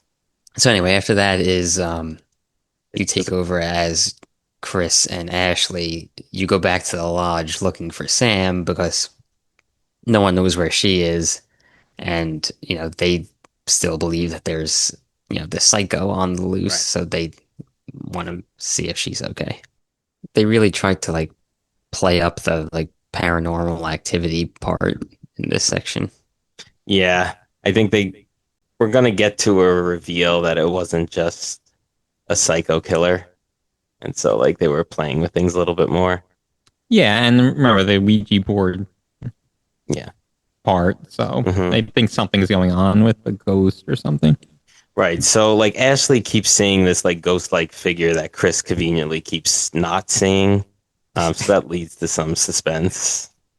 He does eventually see it He though. does eventually see it though, and they wind up getting separated. Chris like goes through I forget exactly what happens, but they both wind up getting knocked out. And then they both wind up getting tied to this to chairs on this, small table across from each other with again these giant saws spinning above them. And again the psycho's voice telling them what to do. Yeah, so a couple of things here. First of all, you kind of glossed over the big heavy door thing, but that was another decision. So basically, they're investigating, and then there's this big heavy door that Chris is kind of like holding open, and he can't hold it for long. But then Ash sees like some movement, Mhm. right? Somebody move, or a ghost, or the psycho, or something. So the decision is whether to investigate that movement or to kind Sneak of through the follow, door. yeah, follow Chris through the door. And I went through the door with Chris. Yeah. I I did thought that too was going to this be a time. big. I thought that was going to be a big decision, and it turns out it's really not. Yeah. If she goes to explore, what happens? Does anyone know? She sees the psycho and meets back up with Chris, basically. Oh. Anyway, the other cool part of this is while they're exploring, they find this dollhouse, which they eventually can get the key to and open it up, and it basically shows the scene of them with little figurines like playing the prank on Josh's sister, which eventually led them to that sister and the other sister following her to run out of the house and die, be missing, whatever it is. Um, so that was kind of it was very creepy, like anything. So it's like the basement kind of a thing. So it's just very creepy. Yeah, that was good. I forgot about that, but yeah, that was creepy. It was good. It was a good touch. Yeah. So anyway, both wound up getting knocked out. So next is a big decision. Yeah, Right. has some So yeah, implications. yeah. So now you're controlling Chris. You were controlling Ashley before that. So you're controlling Chris, and you have this gun, and you have these spinning saws above you that are coming down on you, and it's sort of a very tense situation. And basically, the psycho tells Chris, you either have to shoot yourself and spare Ashley, or shoot Ashley and spare yourself. I don't know if I said that right, but you know what I mean. Yeah, and Well, and whoever you don't shoot lives, yeah, Yeah. obviously. as long as you And shoot someone. So you do have the option of doing nothing at this point as well, which is what I did Oh, interesting. because there is a totem, a guidance totem that you do find with Chris with the gun to his like head and then him putting it down on the table. So I took that to be like don't do anything, which the first time I played, I either did that or chose to shoot myself as Chris Yeah, because of what would have played out if you don't decide that. So what did you guys do? I shot myself as Chris. I did the same. Okay. And so it's interesting because like Ashley, she says something like, "Oh, you saved me, like let me save you." It's like she really makes you kind of. Well, it's interesting. If you point to her first, I think she pleads for her life. But if you point to yourself first, she's basically like, "No, shoot me instead." Oh, okay. It's a tough situation to be in, obviously, but like, how do you live with yourself if you just like Yeah, shoot I know. somebody? Yeah. Like, Yeah, And then you still have this psycho who's probably going to try to keep killing you. yeah. You know, like if you're Yeah. in that situation, right? So it's just like, Let us know what you think on our social media, X and Instagram at brosbossbattles.com. What would you do in this situation? I didn't even consider to not do anything. Yeah. But like, if this was actually playing out, like, wouldn't the psycho insist, like, or just shoot you both or something? well, if you weren't do nothing, then there was like the saw blades coming down, right? And then it would just kill you both. Oh, the soul blade was coming out down. Oh, Yeah, okay, yeah, so that's why I didn't do nothing. Yeah, yeah, exactly. Like, kind of the same thought to me was like, okay, we'll both die if I don't do anything. Yeah. Yeah, right. Yeah, and then here is where Well, that's it. after that scene, it cuts to black, no matter what happens. Yeah, The next scene is in Dr. Hill's office again. And I think the psycho is there in his mask, and he like I think headbutts Dr. Hill, and Dr. Hill saying like this has gone too far and all of this, kind of stuff. So That's sort of a creepy thing. All right. Then after that, I think you start chapter 7 and you're playing if you escaped with Sam, Yeah, you play as you you play take as over Sam. again as Sam. Or And then actually, I if think you you take over either way, whether you were Either yeah, captured by way, the yeah. Psycho or either not. way, yeah. You eventually, long story short, you wind up meeting up with Mike. Whether if you were captured, he kind of saves you, and if you weren't captured, you kind of meet up with him and like open the door to be able to meet up with him again. So they then are together and bust into the room where Chris and Chris and Ashley are being held with the Psycho there, and Chris has the gun with on him still. Um, no one's dead, and he winds up, trying to shoot the Psycho a couple times, doesn't kill the Psycho, and he's like, "What's going on?" And the Psycho says, "Well, haven't you ever heard of blanks?" And then he rips off his mask, and the big reveal is that it's Spoiler. Josh. Yeah. So Josh, who seemed like a weirdo the whole time, turns out to, kind of fulfill that. Well, And it's not weird. I mean, he just had some kind of like, he went through yeah, a traumatic I experience guess and so. Yeah, had but he just mental acted issues sort because of, of it. yeah, he acted kind of weird throughout, though. I don't know. I felt like I didn't get that impression that he was like mentally disturbed really from the other interactions before that.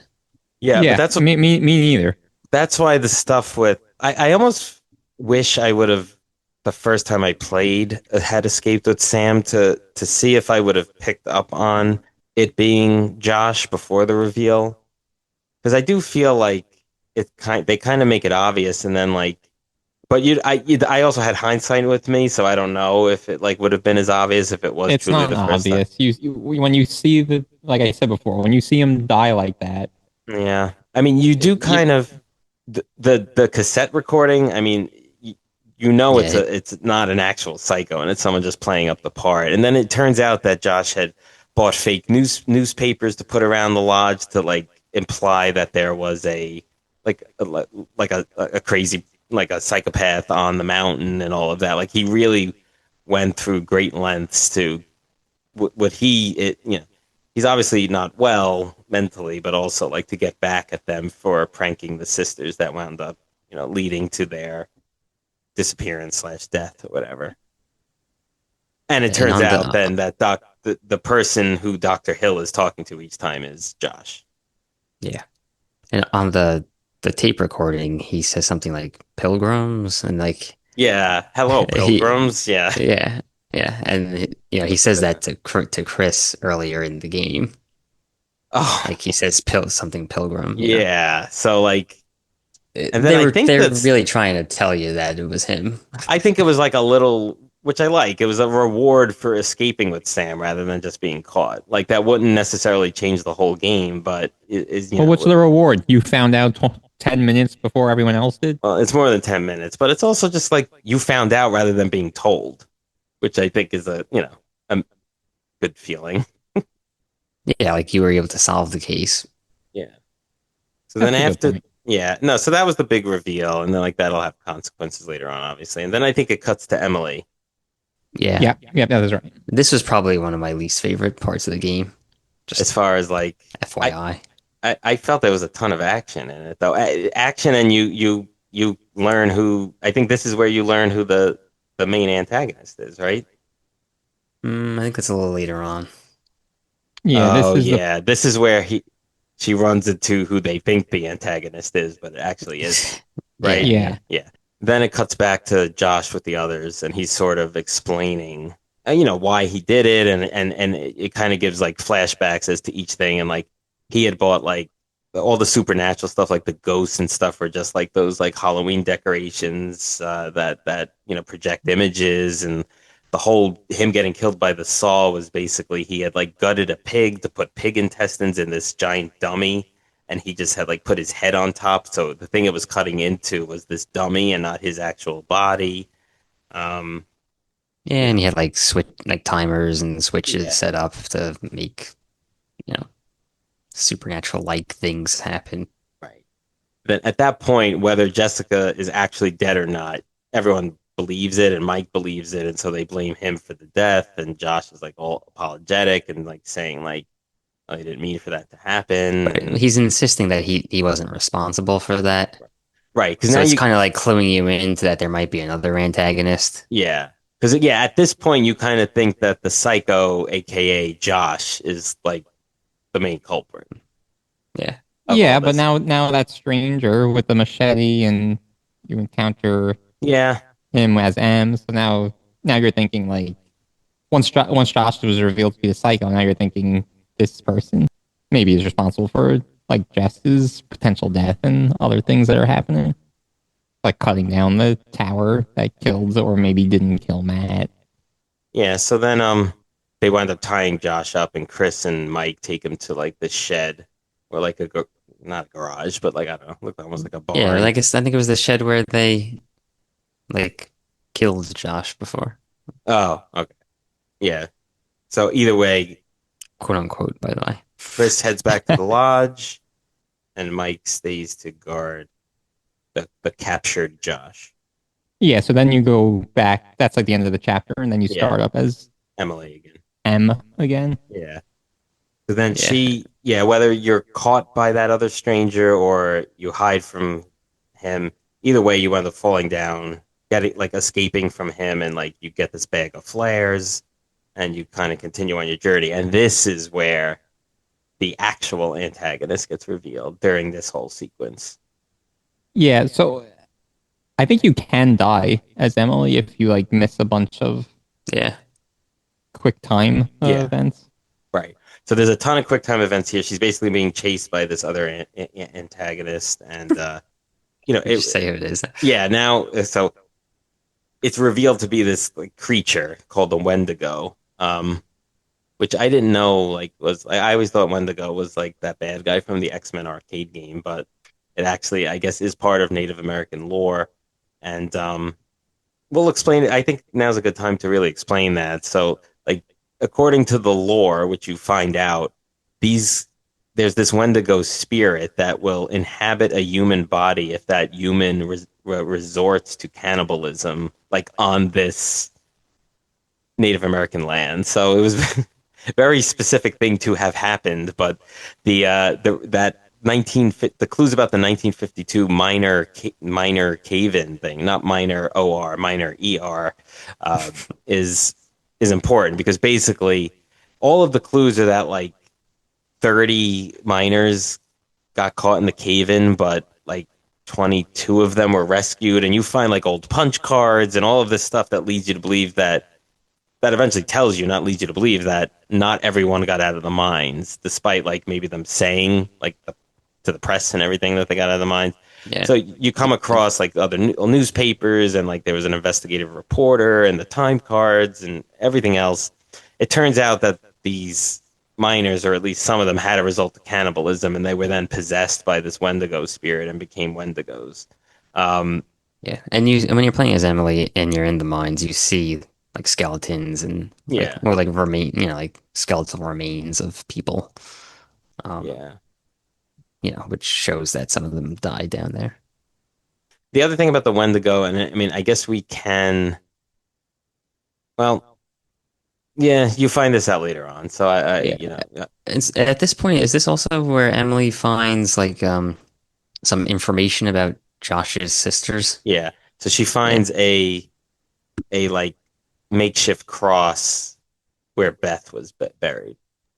Yeah. So So at this point, you're finding out that the one sister, Hannah, didn't actually die, well, you don't know that yet. like, immediately. Well, because I guess it's assumed that she put that Beth cross there because Yeah, who else would have done it? yeah, yeah. So anyway, yeah, I guess that's true, and that does get confirmed later on that Yeah.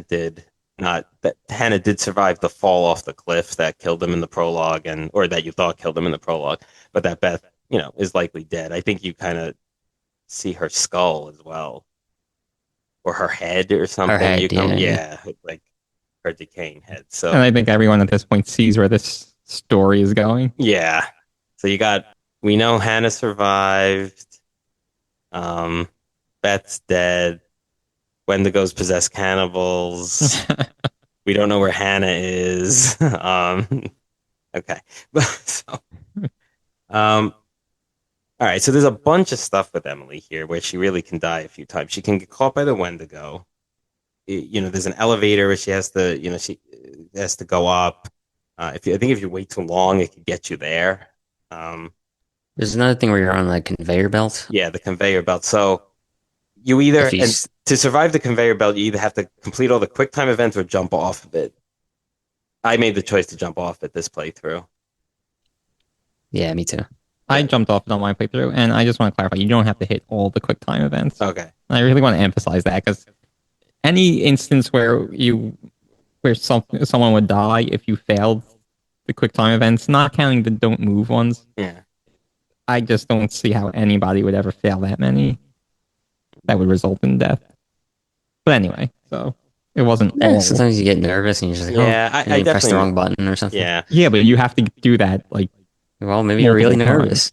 You know what's interesting? And I wanted to bring this up before and I forgot, but like, there's a ton of situations with Sam climbing, and like all of them involve QuickTime events. And like, what happens if you miss those? probably Yeah, nothing. Probably Yeah. nothing. That's yeah. that's the stupid thing. But anyway, so I want to go back with Emily just real quick. With the stranger, like he kind of helps you, right? That already happened already, right? Yeah, he gives you the bag of flyers and tells you Yeah. that Yeah. the Wendigos don't like fire. Right. So you learn they don't like fire and that they're creatures, and he's Yeah. sort of like this prepper survivalist character trope that knows all the methods and to keep these things at bay. But he also, his whole thing is that he tries to just capture them, because if you kill them, the spirit gets released again. And that's why, like, when you do kill them, you'll see like the screaming like skull thing come out. Yeah. Of them. So this fact really Stuck like- in your craw. yeah, no, not stuck in my Oh. craw, just like stuck in my mind. Oh. And You like tried this- not to kill them. yeah, it kind of messed me up a little, I think. So anyway, there's the conveyor belt thing where Emily can die. There's getting caught by the Wendigo if you don't hit the quick time events. Yeah, I mean I successfully did all this stuff and I jumped off that conveyor belt, but again, if I had stayed on, I would have just hit my quick time events and I would have kept going all the same.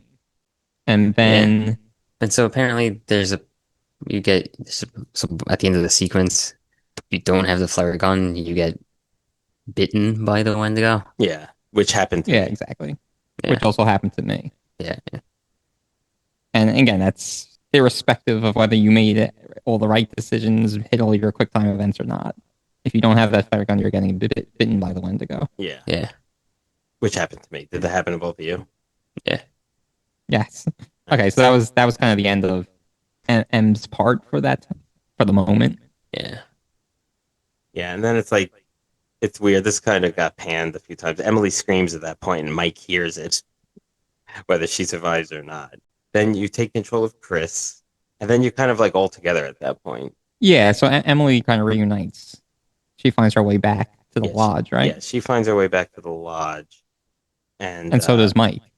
And so does Mike. Yeah, because Mike comes back from the shed. Well, that's what makes him leave. Oh, right. He's supposed to be guarding Josh, but he hears Emily scream, and that's what makes him go back to the lodge. So now in the lodge is definitely Mike, definitely Ashley, and Chris, And and Sam. Sam, and maybe Emily. Yeah. I think that's right, yeah. If you survived as Emily. If she survived, So yeah. basically what I'm saying is that you can't die as Chris, Ashley, Mike, or Sam, or Josh at that point. I think that's Yeah. I mean, Josh isn't in the lodge per se. Oh, that's but- true. You're right. He's not in the lodge with them, but yeah. So then, I guess the thing then that happens at this point is the meeting up with that prepper survivalist guy. Yeah. Yeah. He like comes. There's a He couple of like knocks on the door or inconsequential. something. Yeah, he knocks on the door after avoiding, like, I don't know why he didn't just come like early on and say, like, gotta watch out for these things. But anyway, so he comes. There's a couple of inconsequential decisions with Chris and Mike, like who handles the gun and like Right, who opens the door and all of that. And then That's Well, it. So yeah. basically, he's like they're like we have to go get Josh, and Chris is because Chris is supposed to be like Josh's best friend, like prior to all this other crap that happened. So he's like, I have to go. So he and the prepper guy go to. They call him flamethrower guy because he like learned about he made this like makeshift flamethrower and has that. So that's we'll just call him that. But so him and it's Chris and the flamethrower guy go to go back to the shed where Josh was to go get him, and the other characters who's ever there go down into the basement to like hide and wait for. So, Emily reveals that she. Oh, if Emily survives, she reveals that she called the like park rangers or whatever. But I wonder actually what happens at that point she if you didn't get her through that last scene, because then she'll never meet up back at the lodge. So I don't know if either of you know, but if players, there you go. There's something we can't spoil for you. Yeah, I don't know. I wonder if that scene just doesn't happen. Yeah. But at any rate, the flamethrower guy tells, the cast about the Wendigos and how they're a threat and Oh everything. yeah, yeah. So he gives all that information about like Yeah. where they come from, how to defeat them, like all that. Yeah, and that's why they have to go get Josh, right? Because now he's just tied up and he's Yeah, like, now they're concerned about him because He's a they know sitting that. duck. Yeah. yeah. So that's what happens next, I think, right? As Well, yeah. Chris, you Next is Chris and yeah. So you go, you wind up going to you get to the shed, and then you find that Josh isn't there, but it looks like bloody. So like they assume that he's been dragged away to the lair. I think maybe I don't know if Chris does at that point. Maybe the prepper guy tells him, or when they get back to the others, Emily tells them Tells them what? about the Wendigo. about the Wendigos like lair. Like in that they like drag people away. Someone said I don't know if it's Mike or someone now, but I think it's Emily because she's really the only one with any sort of knowledge of it. But I think that's why then eventually, and we'll go back to where we are actually. Sam and Mike go to Well, try to find the lair. Yeah, okay. They call it I the I don't remember Wendigo's lair exactly. in the Yeah, literature I who? read. So They know I guess, yeah, they know that there's a chance that Josh is still alive because, his body wasn't there, like with yeah. decapitated or dismemberment or anything like that. So the flamethrower guy's like, oh no, like they're coming, so we have to go back, and like you get like a don't move quick time event that like you have to fail basically. Like he winds up like stepping on a twig. Oh, so you do have to fail that. 'Cause I Yeah. failed that in like half a second. I I was had like, literally the okay. controller down on the table and I failed it. So I mean that happened later on too. So I don't know. I don't know what to say. But um, anyway, so anyway, as a result of that, that guy dies. Like Yeah, you step that on you a can't leaf or help. something. Yeah. So Yeah, so like that was another thing. Like, I was wondering, like, oh man, I failed that one. If I didn't, would he have survived? yeah, Like, yeah. Like he seems like he could be a big help. yeah, Yeah, I kind of didn't like how he died there so easily after yeah, surviving for a billion years, like, Yeah. and yeah, being, an expert. Yeah, yeah. I know that was kind of lame. But anyway, so then I it's had that chasing. feeling. I had that feeling at the end of the game too. But Anyway, there's a bunch of Chris. Now he's basically running back to the lodge, and he's been giving a shotgun at that point. So there's a few quick time events where he has to shoot the Wendigo. So basically, how they do that gameplay wise in the game is like there's a reticle that appears on the Wendigo, and then like you have to move the dot to it and press the button, and that'll shoot it, and that keeps it at bay. It doesn't kill it, but it keeps it at bay long enough for him to get to the back to the lodge, which there's a consequential thing there too. Potentially, we didn't run into it, but we'll reveal a consequential thing with that. But yeah, so if you miss any of those quick time events where you have to shoot the Wendigos, Chris dies there. Chris dies. Yeah, he gets decapitated. But that's not the only way he could die there, because you could get to the lodge, and if you decided in that like with this Josh, but the cycle has you tied up with the saws coming down. If you decide to shoot Ashley, she'll be at the door and won't open for you, and the Wendigo catches you, and you will be decapitated. Now, obviously, we all mentioned that we didn't shoot Ashley, so that didn't happen to any of us. It didn't happen to me of mine either playthrough. So she lets Chris in, and so that's actually a trophy. I didn't realize that. Oh yeah. But what's interesting is, and go ahead like 20 seconds if you don't want to hear a remake spoiler, but apparently there was so much like fan backlash to that, like kind of describing her as evil that like that doesn't happen in the remake. Basically, in the remake, she's like pacing and like doesn't see the door in time, and like so everything that can happen to Chris will happen the same way, but like it just makes her seem not as evil. Yeah, So like it is a little dumb. yeah. But anyway, so that didn't happen to any of us. So Chris makes it back, and the the flamethrower guy's dead at that point. Yeah, and then so the next part is the stuff in the basement with everybody. This is interesting because now they're all in the basement. So it's Mike, Ashley, Chris, Sam, and if Emily survived her. Um, Now we all Emily got bit in all of our playthroughs, right?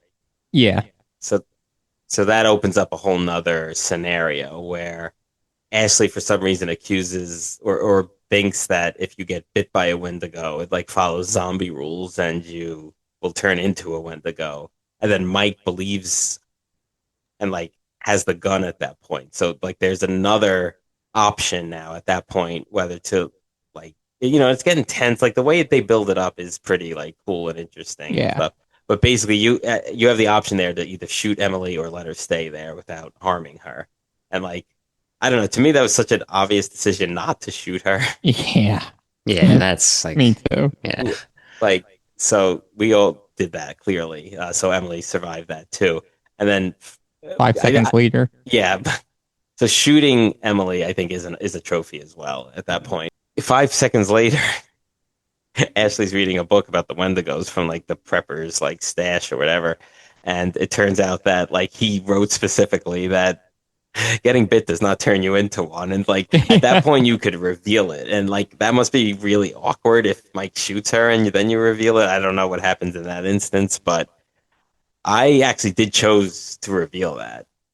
And that does have a consequence for later on. What did you guys do? If you I remember. revealed it, and it's not. It's you have the option to conceal that information, Right. or, as they say, reassure. Because at this point, Emily or everyone, nobody, nobody knows the truth. So you're Right. reassuring everybody, like, okay, actually, It's you're fine. not going to turn into one. Yeah. Yeah, Right. So I did that. yeah, me too. Yeah, same. Okay. So yeah, we can't offer you different. So basically at What is that the point, consequence? Emily, I'll tell you, Emily gets really pissed at Ashley clearly. And so the Yeah. consequence of that is something that happens in the last scene. So I don't know if you want me to say it now or then. Or Oh, close okay. to No, the last scene. Not like the okay. literal last scene, but like in You can that say whole it. You can say it later. okay. Yeah, so after this is when Mike is going back to the sanatorium, making his way to the lair because he thinks that Josh has the key to the Oh, cable car, right. so he Right. can get Because they off need to the get off. Yeah. yeah. So yeah, I mean this part there's a lot of Wendigo activity. Yeah, there's like a lot of action and running away and fear, but Yeah. Blowing up like there's a couple cool things where you could like shoot the Wendigos individually or like roll a oil barrel down and like shoot it. But I don't think anything bad can happen to him here. yeah, exactly. You're exactly right. Yeah, And then, despite all the danger, there is no actual threat to his life in this whole sequence. yeah, and when you're playing it, especially for the first time, you don't necessarily know that, and you probably don't know that, but Yeah, it's it sort of does like feel cheap. It cheapens it a little bit yeah, now, knowing that. it's sort of the Herschel from The Walking Dead, like you have unlimited shotgun ammo. Um, like Yeah, so, there's that too. Yeah. yeah. So like that was because like I was trying to conserve it because I thought if you kept shooting Wendigos, like you might like run out Yeah, and there like was have some them like killed. where like you're walking through basically like these cells, Mhm. like jail cells, and Yeah, there are some Wendigos that jump at you from within there. And they give you the option to shoot them there, but I guess I always wondered like if you don't shoot them, what happens? Do they actually break through the cell door or are yeah. they. I didn't shoot them, but not, it didn't matter. Oh, so Nothing happened. You didn't shoot the Wendigos there? Not the ones that were behind the cages. The ones that were like So- chasing after you, I shot the barrels and blew them up or whatever. Yeah, yeah. Okay, so they just stay behind the cage and Yeah, I think so. try to swipe at you. Yeah, they swipe at you. Well, every Either opportunity way, I had to you shoot don't something, know- I shot it. You don't know at the time, but Mike makes it through that. There was a cool piece of that part with the wolf, where if you befriended the wolf, he could kind of You're with save him. you. Yeah, and he At saves one you at point. one point. Yeah, And the wolf hopefully- can die or not too, depending on some choices. Yeah, he died in my playthrough. I got him through, Basically, the last decision which is a was trophy. oh, it is? Okay. Yeah, like keeping him alive the whole time is a trophy. I think basically the last decision I failed him on, where you have to you have the choice to barricade the door or just keep running. Mm-hmm. And I just kept running. I felt like I had a Yeah, good distance already, so I thought if I ran, I would escape. But Yeah. the wolf doesn't follow you. yeah. Both times I had him survive the entire time. Yeah, apparently he can also die earlier on Mhm. if you fail quick time events. Yeah. So he kind of bears the consequences of Mike's decisions and QuickTime events there, not Mike himself. Yeah. Yeah. So next is a very quick and pretty cheeky part.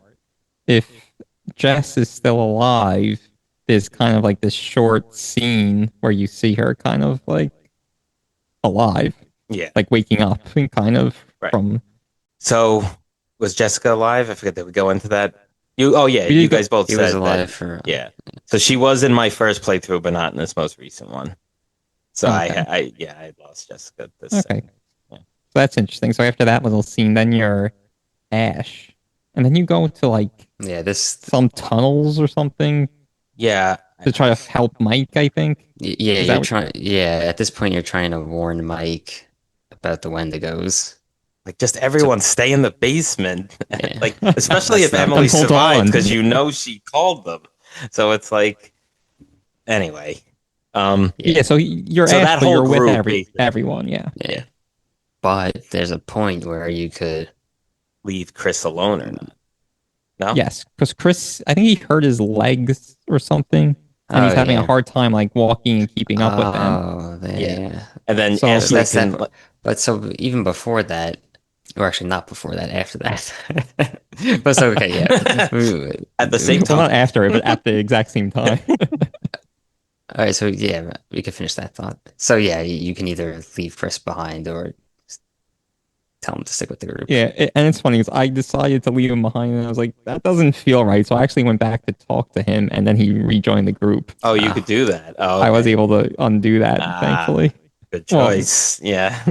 Was it a good choice, though? Yes. Okay. So, well, we'll yes, see about because We'll see. I don't want to beat around the bush anymore because that's making the episode go long. Like he can die if you leave him.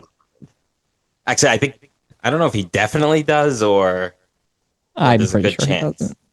Oh, he definitely can. I just don't know if it's definite or not. Yeah, I don't think it's definite. Okay, so if you leave him behind, or if he stays with the group, what happens? I mean, Well, if he I stays with kept the him- group, nothing happens to him. nothing. The game ends. him, Yeah, to him. To him, yeah. Yeah. So later on, you're still playing as Ash, and you hear a voice, and it kind of sounds like Jessica.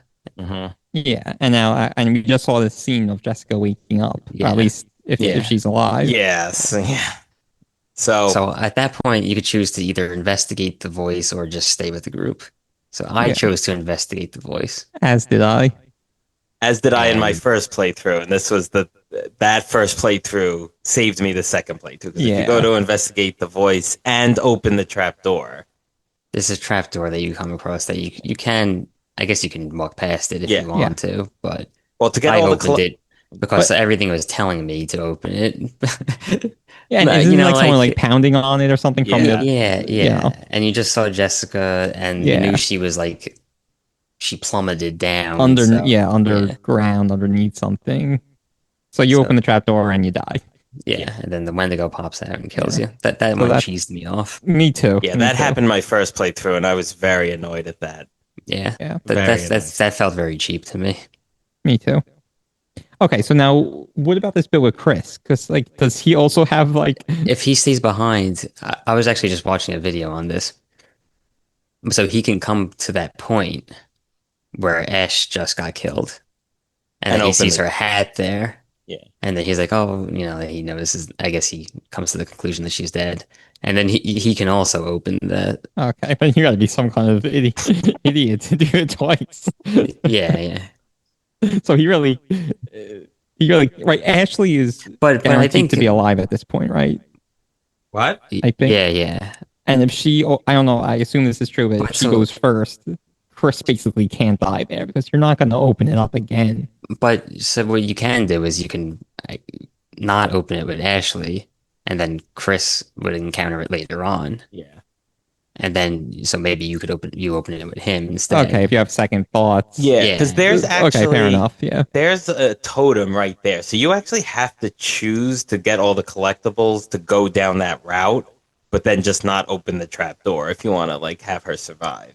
Right. You know, And so do you remember what the totem was? Because I remember reading about this and I think it was a somewhat useful one, maybe. it shows Josh having his head crushed. Oh, it's a lost totem. Oh, that doesn't seem that useful to me. Okay, so yeah, so maybe if you decided not to do that with Ash, or maybe if she just stays with the group, then you yeah, don't yeah. And then with Chris, you can investigate the voice. and you kind of come across that for the first time. So okay, Yeah. it's possible for him to die there, I guess. Yeah, practically speaking. I just want to point out because just because it's funny with the whole trapdoor thing. Just 1 sec. So if Ashley does get killed and Chris was left behind and comes across it, there's nothing, no longer anything banging on the trap door. If he chooses to open it, he will not find the Wendigo inside like Ashley, but will close it and look up to see the Wendigo in front of him, having already escaped, and then it decapitates him. But if he doesn't open the door, then Yeah, I think Wendigo you're leaves him okay. alone. That's so stupid. Oh no, no. So yes, if you leave him behind, he dies. Because if he tries to leave without opening the trapdoor this time, the escaped Wendigo will grab him from the ceiling and decapitate him anyway. So I guess if you leave him behind and open it with Ashley and get killed, then you basically have also killed Chris. No, no, I think Chris also has the option to investigate the voice or rejoin Oh the group yeah, if you if leave you him behind. if you So go if you down leave, that route with the trapdoor, but yes, don't open it. And okay, so he yeah, so dies. as you Yeah, can see, it's very branching, listeners. Like Hmm. yeah. This one part is branching, but we all felt it led to a death that we thought was a little cheap. Yeah, We were we were cheesed off about. very. all right, what's next? Rock climber Sam. What So about? basically, Sam is going through the mines. She eventually meets up with Mike. I guess near the entrance to the sanatorium. And then they meet up, or is it The the exit? lair. I think it's the Wendigo's lair that they meet up Well, near, yeah. So they end up going to the Wendigo's lair together, which is like where they have to tread through the water and stuff. right? And this is where you find the big reveal that we kind of alluded to before, which nothing. They find Hannah's diary, basically, and basically it's revealed that she had to cannibalize Beth in order to stay alive, and then she is now a Wendigo. She's kind of the main one chasing them throughout this whole thing. Well, you don't necessarily find Hannah's journal, No, right? oh, well, that's the thing. Yeah, that's another thing with Sam. A lot of Sam's stuff is like you can find very important, interesting things, but you don't have to. So the first time I played through, I didn't. The second time I played through, I did, and Okay, that yeah, does I have a also didn't. consequence for Josh later on. Yeah, I also did not find the journal. So in my most recent playthrough, when we got to that, you kind of open not the sanatorium, like that lair door, and like you see the body of the flamethrower guy and like anyone else who has been captured. So at that point, but before you get to that part, there's a scene where like heads roll out like of the door that they open, and one of them is Jessica. So Mike points that out, and you see her body later on. So like in my most recent playthrough, she had again died at this point. Oh, that's interesting. Yeah, well, then at this point, I think take control of Matt. and I Jessica think if she's Matt. alive.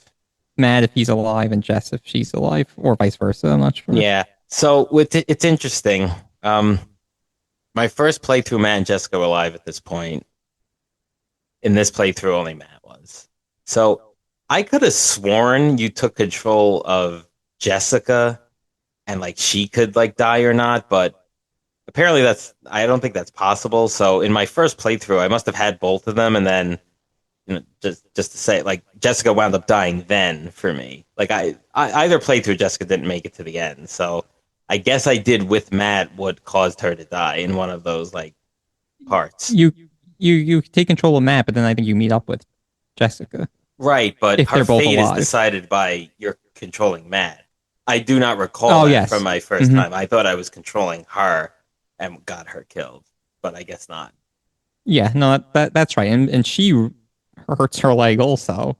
Yeah, right. So basically, you're with Matt, you try to get her out. Basically, if you try to run with her as opposed to doing the hiding options, or with her or with Matt, and you basically get her killed Exactly, because she can't run because she fast can't because run. So you gotta she's hide. limping basically. You gotta hide and do the don't move thing successfully, and then they add this extra hard part on top of it where she's so beaten up that she starts to like fall while they're doing the don't move. So you have to do a quick time thing to catch her, and like that seems very hard because like when I get the don't moves, I put the controller down because no matter I could be the stillest person in the entire universe ever, and they'll still say I moved. So I just put it down, and Because the game is against you. yeah. But the first time I think like I tried to run with them and got her killed. But I did have Matt escape that time, and then this time as well when it was just Matt, I had Matt get through. Where if you complete that part successfully, the two of them are done, and you've survived the night with them. They've survived until dawn. Yeah. So I can reveal at this point, Matt survived both my playthroughs. So for me, Matt was dead, so I just controlled Jess. So I didn't have that part that you were talking about where you have to don't move and then catch her. Oh, okay. As far as I remember, nothing Yeah. like that happened. But I successfully Oh, survived until dawn with her. But again, and I tried to use the logic of she was limping, so I wasn't going to try to run, so basically. was it just like don't moves with her? I think so, yeah. Yeah.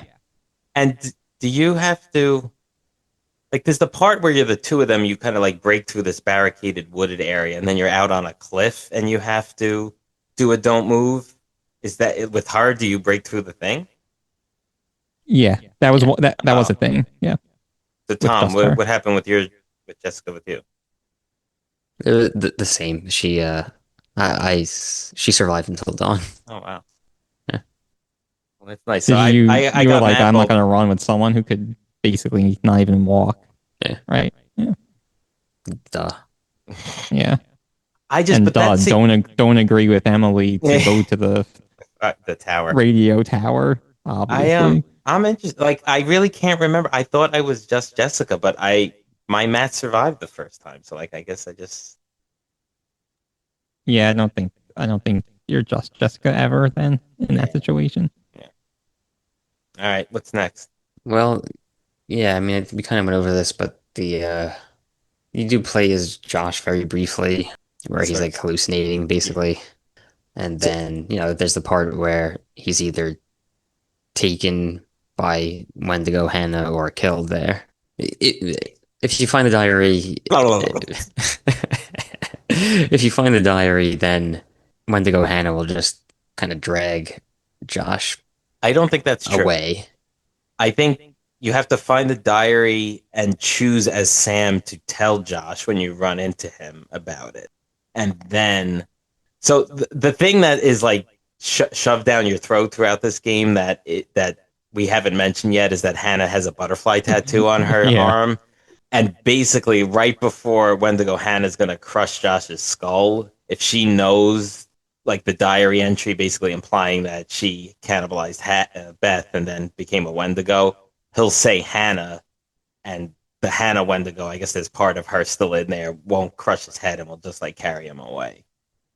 So that's how you like survive as Josh.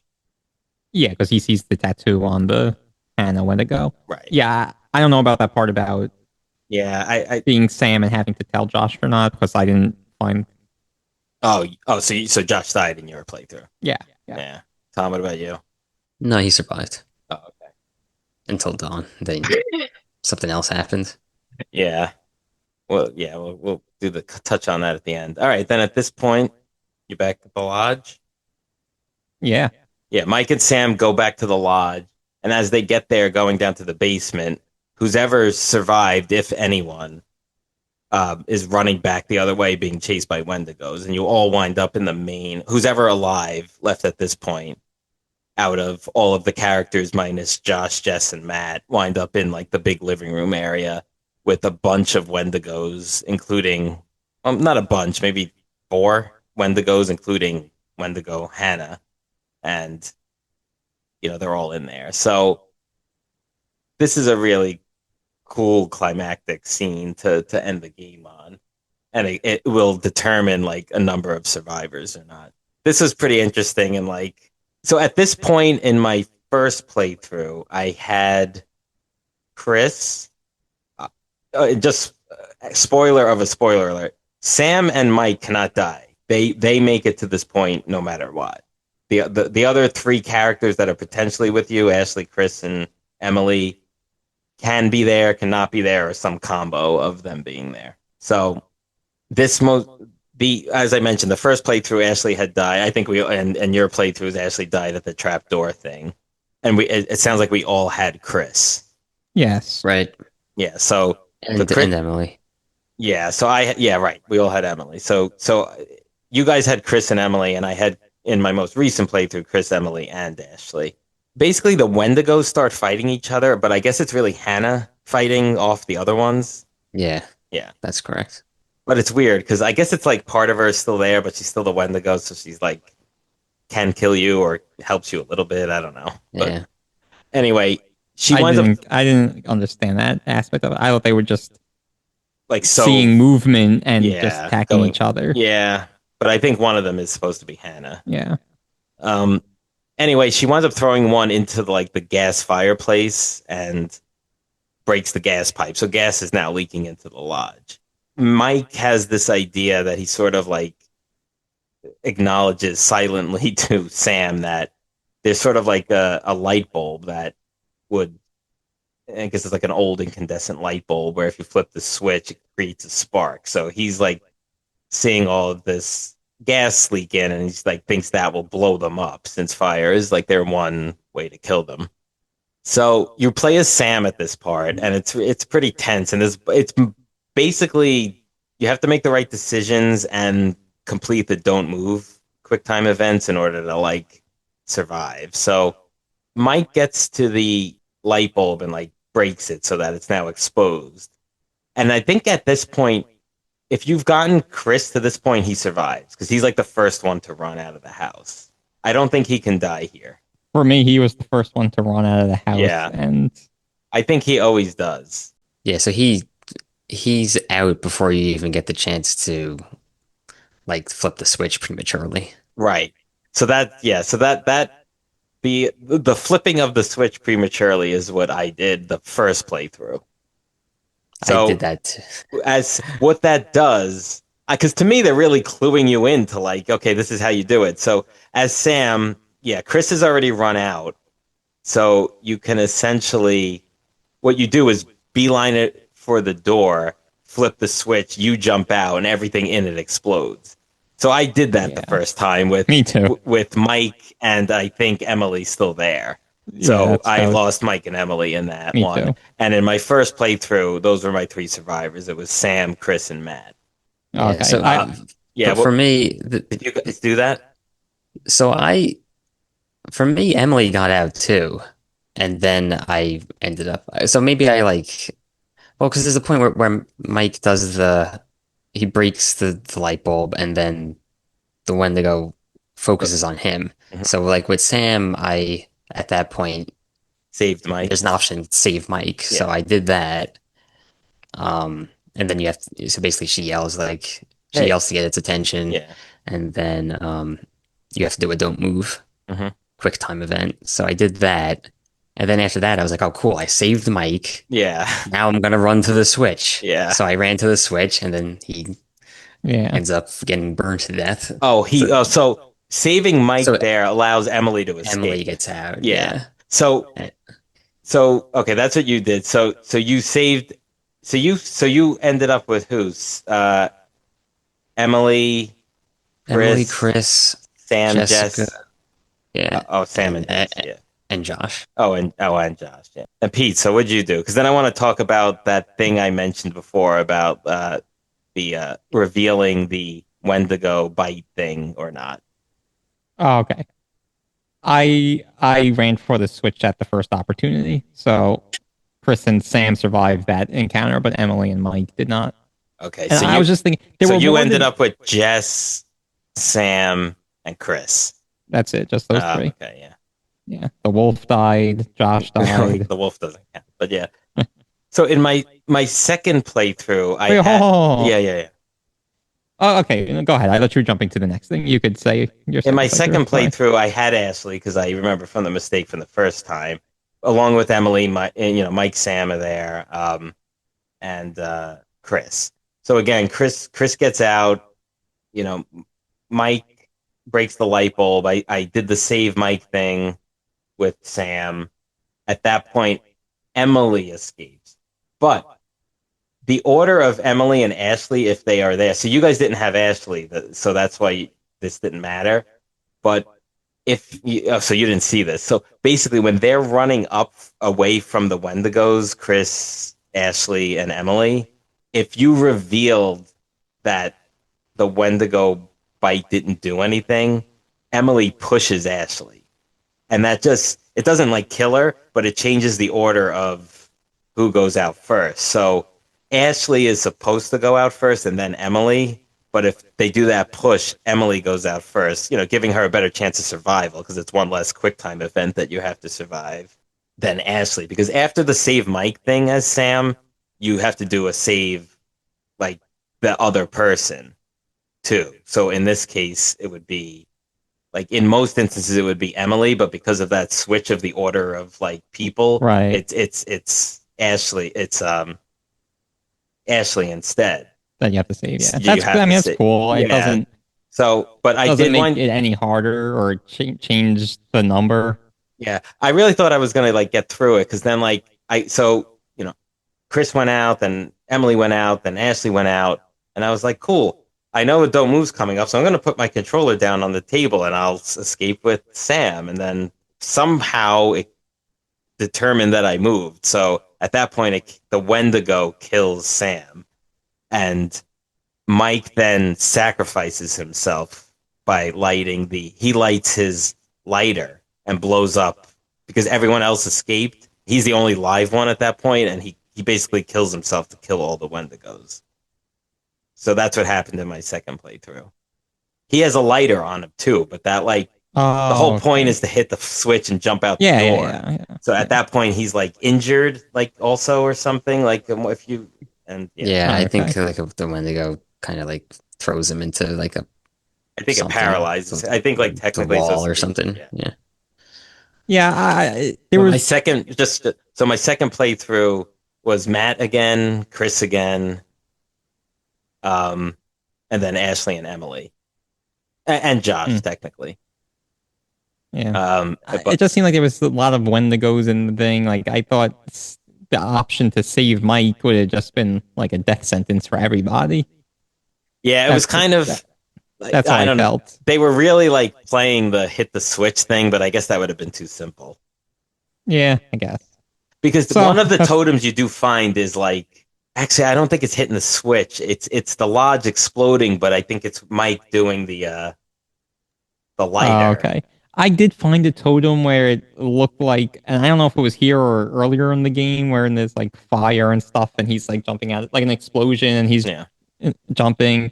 It just the totems were really like 1 second long, and I didn't get a lot of them, but they weren't that helpful. So that's it. And then the second after everything explodes, you see the helicopters of the park rangers coming, saying like, "Oh, we see survivors," or if you have no survivors, there's no survivors. If Josh did not have his skull crushed in by Hannah previously, he basically is turned into a Wendigo at that point. In the original game. Yeah, after the credits, there's a scene where I guess some agents, cops or whatever, go down to the lair or the mines where the Wendigos are, and they find Josh, and he's transformed, and it seems that he attacks them. Yeah. Yeah, you don't really know what happens to him. Again, spoiler alert on the remake. Go ahead 10 seconds if you don't want to hear it. There is an option to save him and have him stay human in the remake. But anyway, that's it. The other cool thing at the end, whichever characters survived, they have like police interrogations with those characters, and it's kind of like leading to believe that like they don't really believe them. And like even one of them that in my most recent playthrough, they're like almost questioning them about the death of the flamethrower The guy, flamethrower which guy. is like That's Chris, I think. yeah, and I really wonder if like Mike does shoot Emily, like if that winds up coming out or something, and like like that would be interesting to see. Yeah, oh yeah, that would be interesting. No, I thought that part was cool. That Yeah. part of the ending, Yeah. but going back to the like ending sequence itself, it just felt like you played 9 chapters, 10 hours, whatever it was, maybe okay 8 hours, and these people survived, and it's like you ran for the switch that they're kind of seems like they're cluing you into instead of doing a few other things, and it's like, oh, 2 or 3 other people died. Like it just Yeah, that's why I didn't like that at all. I'm glad they kind of make Chris escape. Like if you get to that point, you'll at least have him survive, and Sam. Yeah, true. But So it's like it is hard. It's very hard to get them all. Like I think Jessica's considered the hardest to have survived. So kudos to both of you for getting that. I actually think that's a trophy, just having her survive. wow, yeah, it seemed like she's a difficult one to have survived. There's another cool. I mean, I don't know. Do you want me to talk about the remake a little bit? Give some information on that. I don't know. I guess you can, but before you do that, I had a question about the do not moves because I didn't put the controller on a table. I tried to hold it and like I just had my hands resting on my lap basically, and I only failed a couple of them, and luckily none of the consequential ones that would have resulted in a death. That's some that's some good with the staying still skills. Yeah, and I would have liked to have the opportunity to do that at the end too, but they were basically like had like at an airport like directing you to the light switch, so that's what I did. Yeah, I guess they couldn't coordinate everyone running out at once, so it's like Yeah, I mean they should have like just phrased it differently, like instead of run to this light switch, like blow up the lodge, blow it up with everyone inside, Yeah. Save Mike or blow everyone up. What should I do I mean, now? it seems like all three of us made that same mistake. Yeah. It's not like like we weren't expecting Mike to die there. We all ended up killing him. And maybe this would have been stupid, but I just wish there was one Wendigo left because I was just thinking that there was more than one. Like if I think there was only one. No, I don't think so. No, there's more. There's more. Well, I think the Hannah one killed the other one. Oh no, because you see at the end when Sam is running out, like the two of them like go to grab her. Yeah, you're right. Yeah. And it just felt like any sort of movement or trying to save Mike or anything would have just resulted in every 10 Wendigos trying to attack you. And how I don't get why like her not moving in that instant wouldn't get her killed, but it's like so you can move and then not move and you're okay. Like, well. They only see the movement. So. Yeah, I guess it's true. It's like, she disappeared. It's a little cheesy. And like, well, I want to know. I have to look up more about this Native American lore of Wendigos now. Like, I wonder if that was all true to actuality. It is a real thing. I don't know how like the cannibalism is emphasized, but it's also just more about like greed, being greedy, and things like that. gluttonous or something like that. No, but I That whole meant like thing. I wonder if the whole lore is that they can't really see without like only they can only see movement or they can Oh, mimic okay. voices, which apparently is in like the book and like that I guess is that the flamethrower guy has, and I guess that's supposed to clue you in not to like open the trap doors, Ashley. Oh, Yeah, interesting. yeah. Yeah. So you really got to I, read your I clues here. I do wish I paid attention to clues more. Yeah. I tried to this time more, but it's like you once you play it once, it's always a little bit ruined unless you completely forgot it. Oh, But it's Yeah. completely ruined. No, it's yeah, completely ruined. Yeah. yeah, Yeah. it's just That's why I didn't bother replaying it for this time. yeah, Honestly, like if I after my first playthrough, if I didn't do any looking on the internet and decided to play again and then try to play a couple more times, maybe just to get everyone to survive or whatever, I would have just felt so cheated because so many decisions have no impact or very little impact on who's going to survive or not. yeah. I think Like it I would said, have. that when I first played, I was wondering like Mike and Jess maybe don't even go to the guest lodge if you Yeah. diffuse the situation better or something. And like it's basically none of like you don't have a lot of power. All right. Just want to spitball a little bit more about it before we give our final thoughts. Yeah. Going back to that final sequence, which I really hate. Um, That did and it's stick in all your craw. it did, yeah. And the scenarios are all different depending on who's survived up to that point or not. But like, I think there's like a scenario where you kind of fail, where you do not move, and then like Sam dies, but everyone else escapes, and it's like, Hmm. Is there? it, from what I understand Oh, okay. from reading on the internet, Hmm. and assuming that's true, it just feels cheap. Like where that's kind of like a failure, and only one person dies, but you kind of get to the point where you could run for the switch, and then more than one person dies, and it feels like less of a failure to me, even though it was the wrong decision. Didn't really like that. I mean, the game is really a really cool idea, and this is what I started with. But like, it's just so dumb that like half the game you're playing as Mike in like the most dangerous situations, and he can't die. And then you're Sam sometimes, and she can't die, and it just and then there's so many Hmm. decisions that are just not consequential.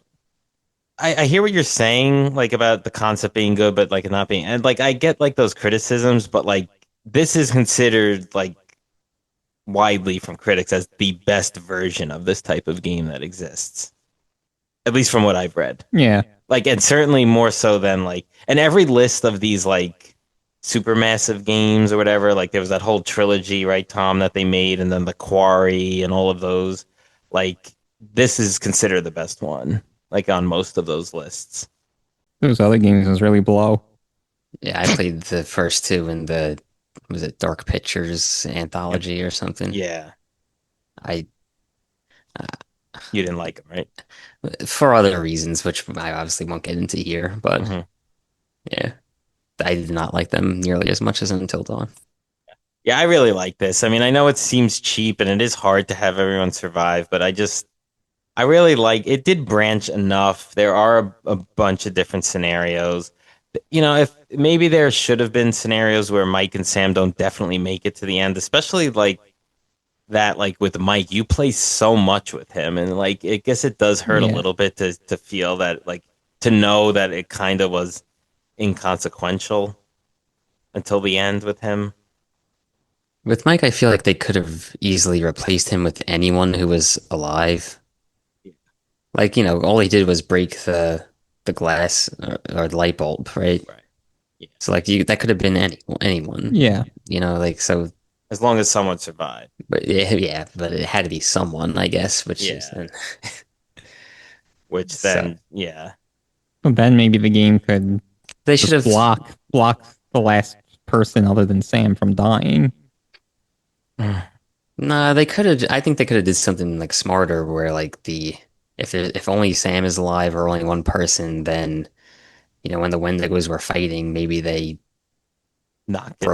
broke the bulb as well as the gas thing. Quite the Yeah. MacGuffin. It breaks the two things you need to survive. It's like, Well, yeah, that was just spitballing off the top of my head, but no, they could have came up with yeah, something. no, it's a good point. I agree.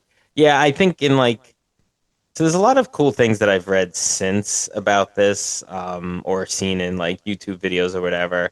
Now, I'm gonna mention a spoiler. I do want to talk about the couple of changes in the remake.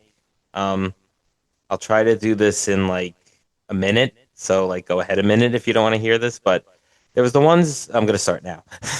There was the one with Josh potentially surviving, like as a non-Wendigo. Um, Sorry, it's gonna blow up the minute, but I was curious, like, if he survives, is he in the mines just as a human, or is he? that's good. Look it up, people. I forget, like, Uh, or if they even explained it. But I mean, at this point, you could probably see playthroughs of it, so it's not like.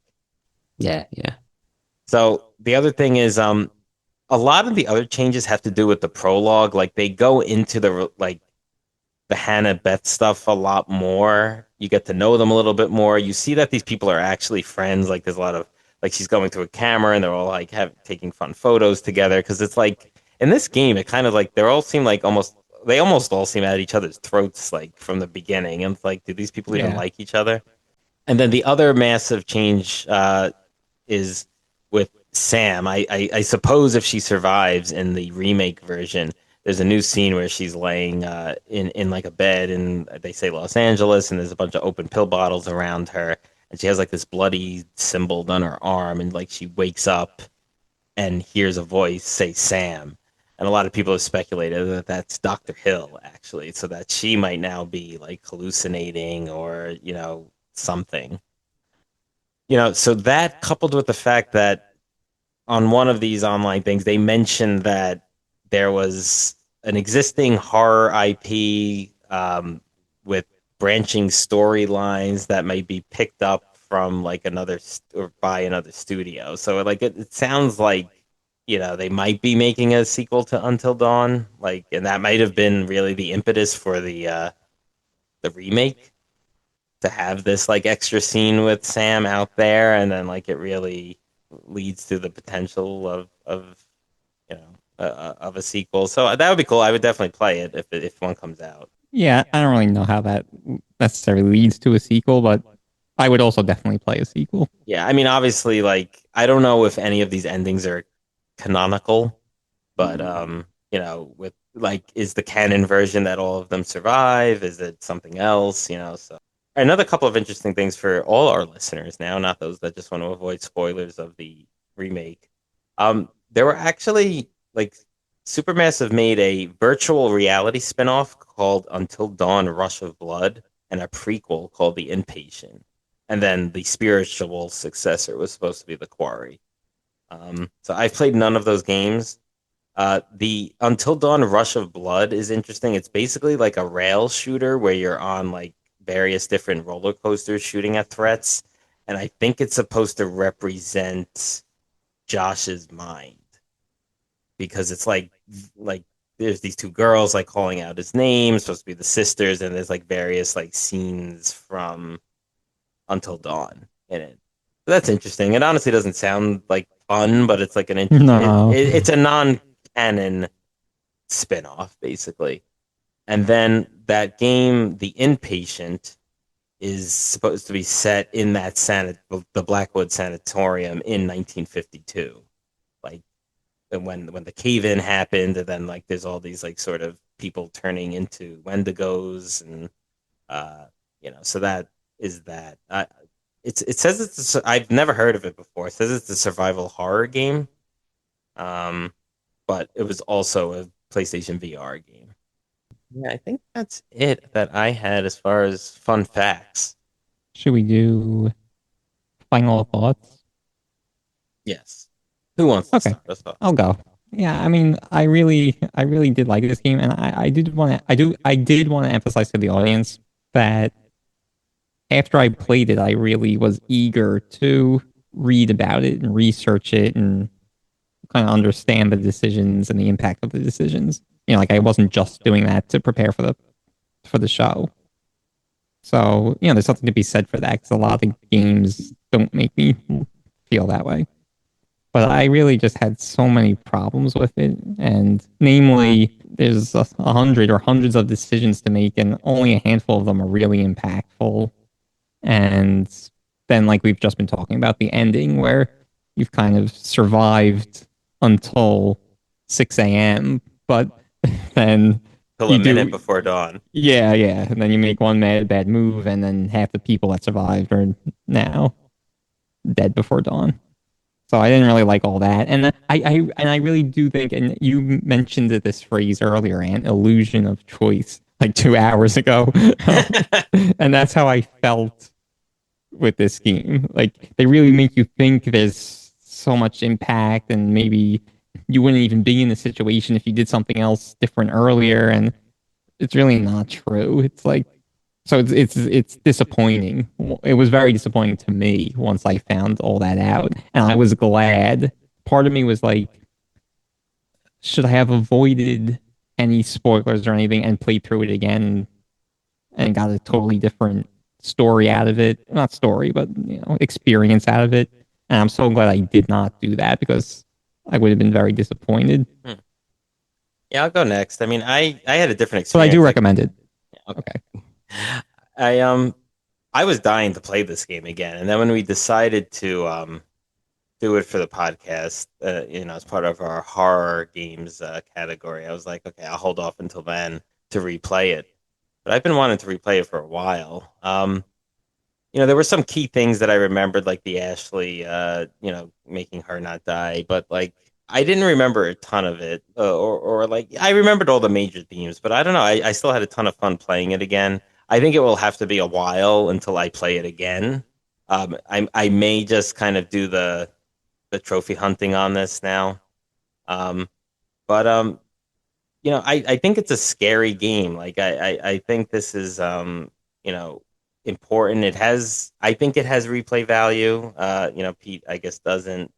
We touched on those things without saying the words like replay value or but I love the story. I love the idea. I do think there is enough consequential decisions and quick time events that it is it's not cheap in most instances.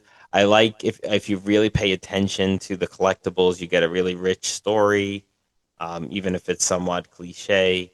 And you also get, the totems are really good because I feel like they can clue you into some things that are beneficial for you to do in order to survive. So I would definitely recommend it. I mean, at this point, it's probably best to just like get the PS or the remake on PS5 and I guess Windows. But I would just get probably the remake and play that through because you'll get all of the story pieces. Plus, that's probably if they do make a sequel where the jumping off point will be. So I do recommend it. Tom? Yeah, so like I touched on earlier, I like the game a lot. I wasn't expecting to like it as much as I did when I first played it. I was hooked. I remember, like wanting to replay it almost immediately after finishing it the first time. Yeah, I mean, and then just, I agree with a lot of what you guys said, about the shortcomings of the game, but I don't think it's enough to deter people from playing it. It's a good story. It's like, it has like that big reveal in the middle, which is like really cool. Mm-hmm. Then, also the opportunity to kind of figure that out yourself by, playing the game better, which is cool too. So yeah, I mean, I definitely recommend. I would definitely play a sequel too if they made one. And yeah, I mean, like I mentioned moments ago, I even played the first two entries in the Dark Pictures series, which is made by the same studio. Um, because this game had such a positive impact on me. So yeah, definitely go out and play it. It is scary, fits the season perfectly. Yeah, and you could play it with, like your loved ones around or, whatever, a friend or something. And yeah, it could be like a nice co-op experience too.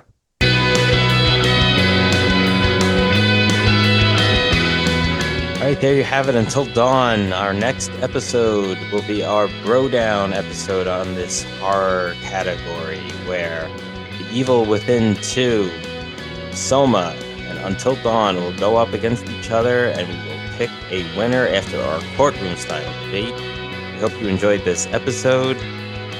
Catch us on Instagram at X at Bros Boss Battles. That's BROS Boss Battles. Also Twitch and YouTube for some reels. Check us out on our website, brothersandbossbattles.com, or wherever you get this podcast. Make sure to like and subscribe, and we'll see you next time. Take care, everyone.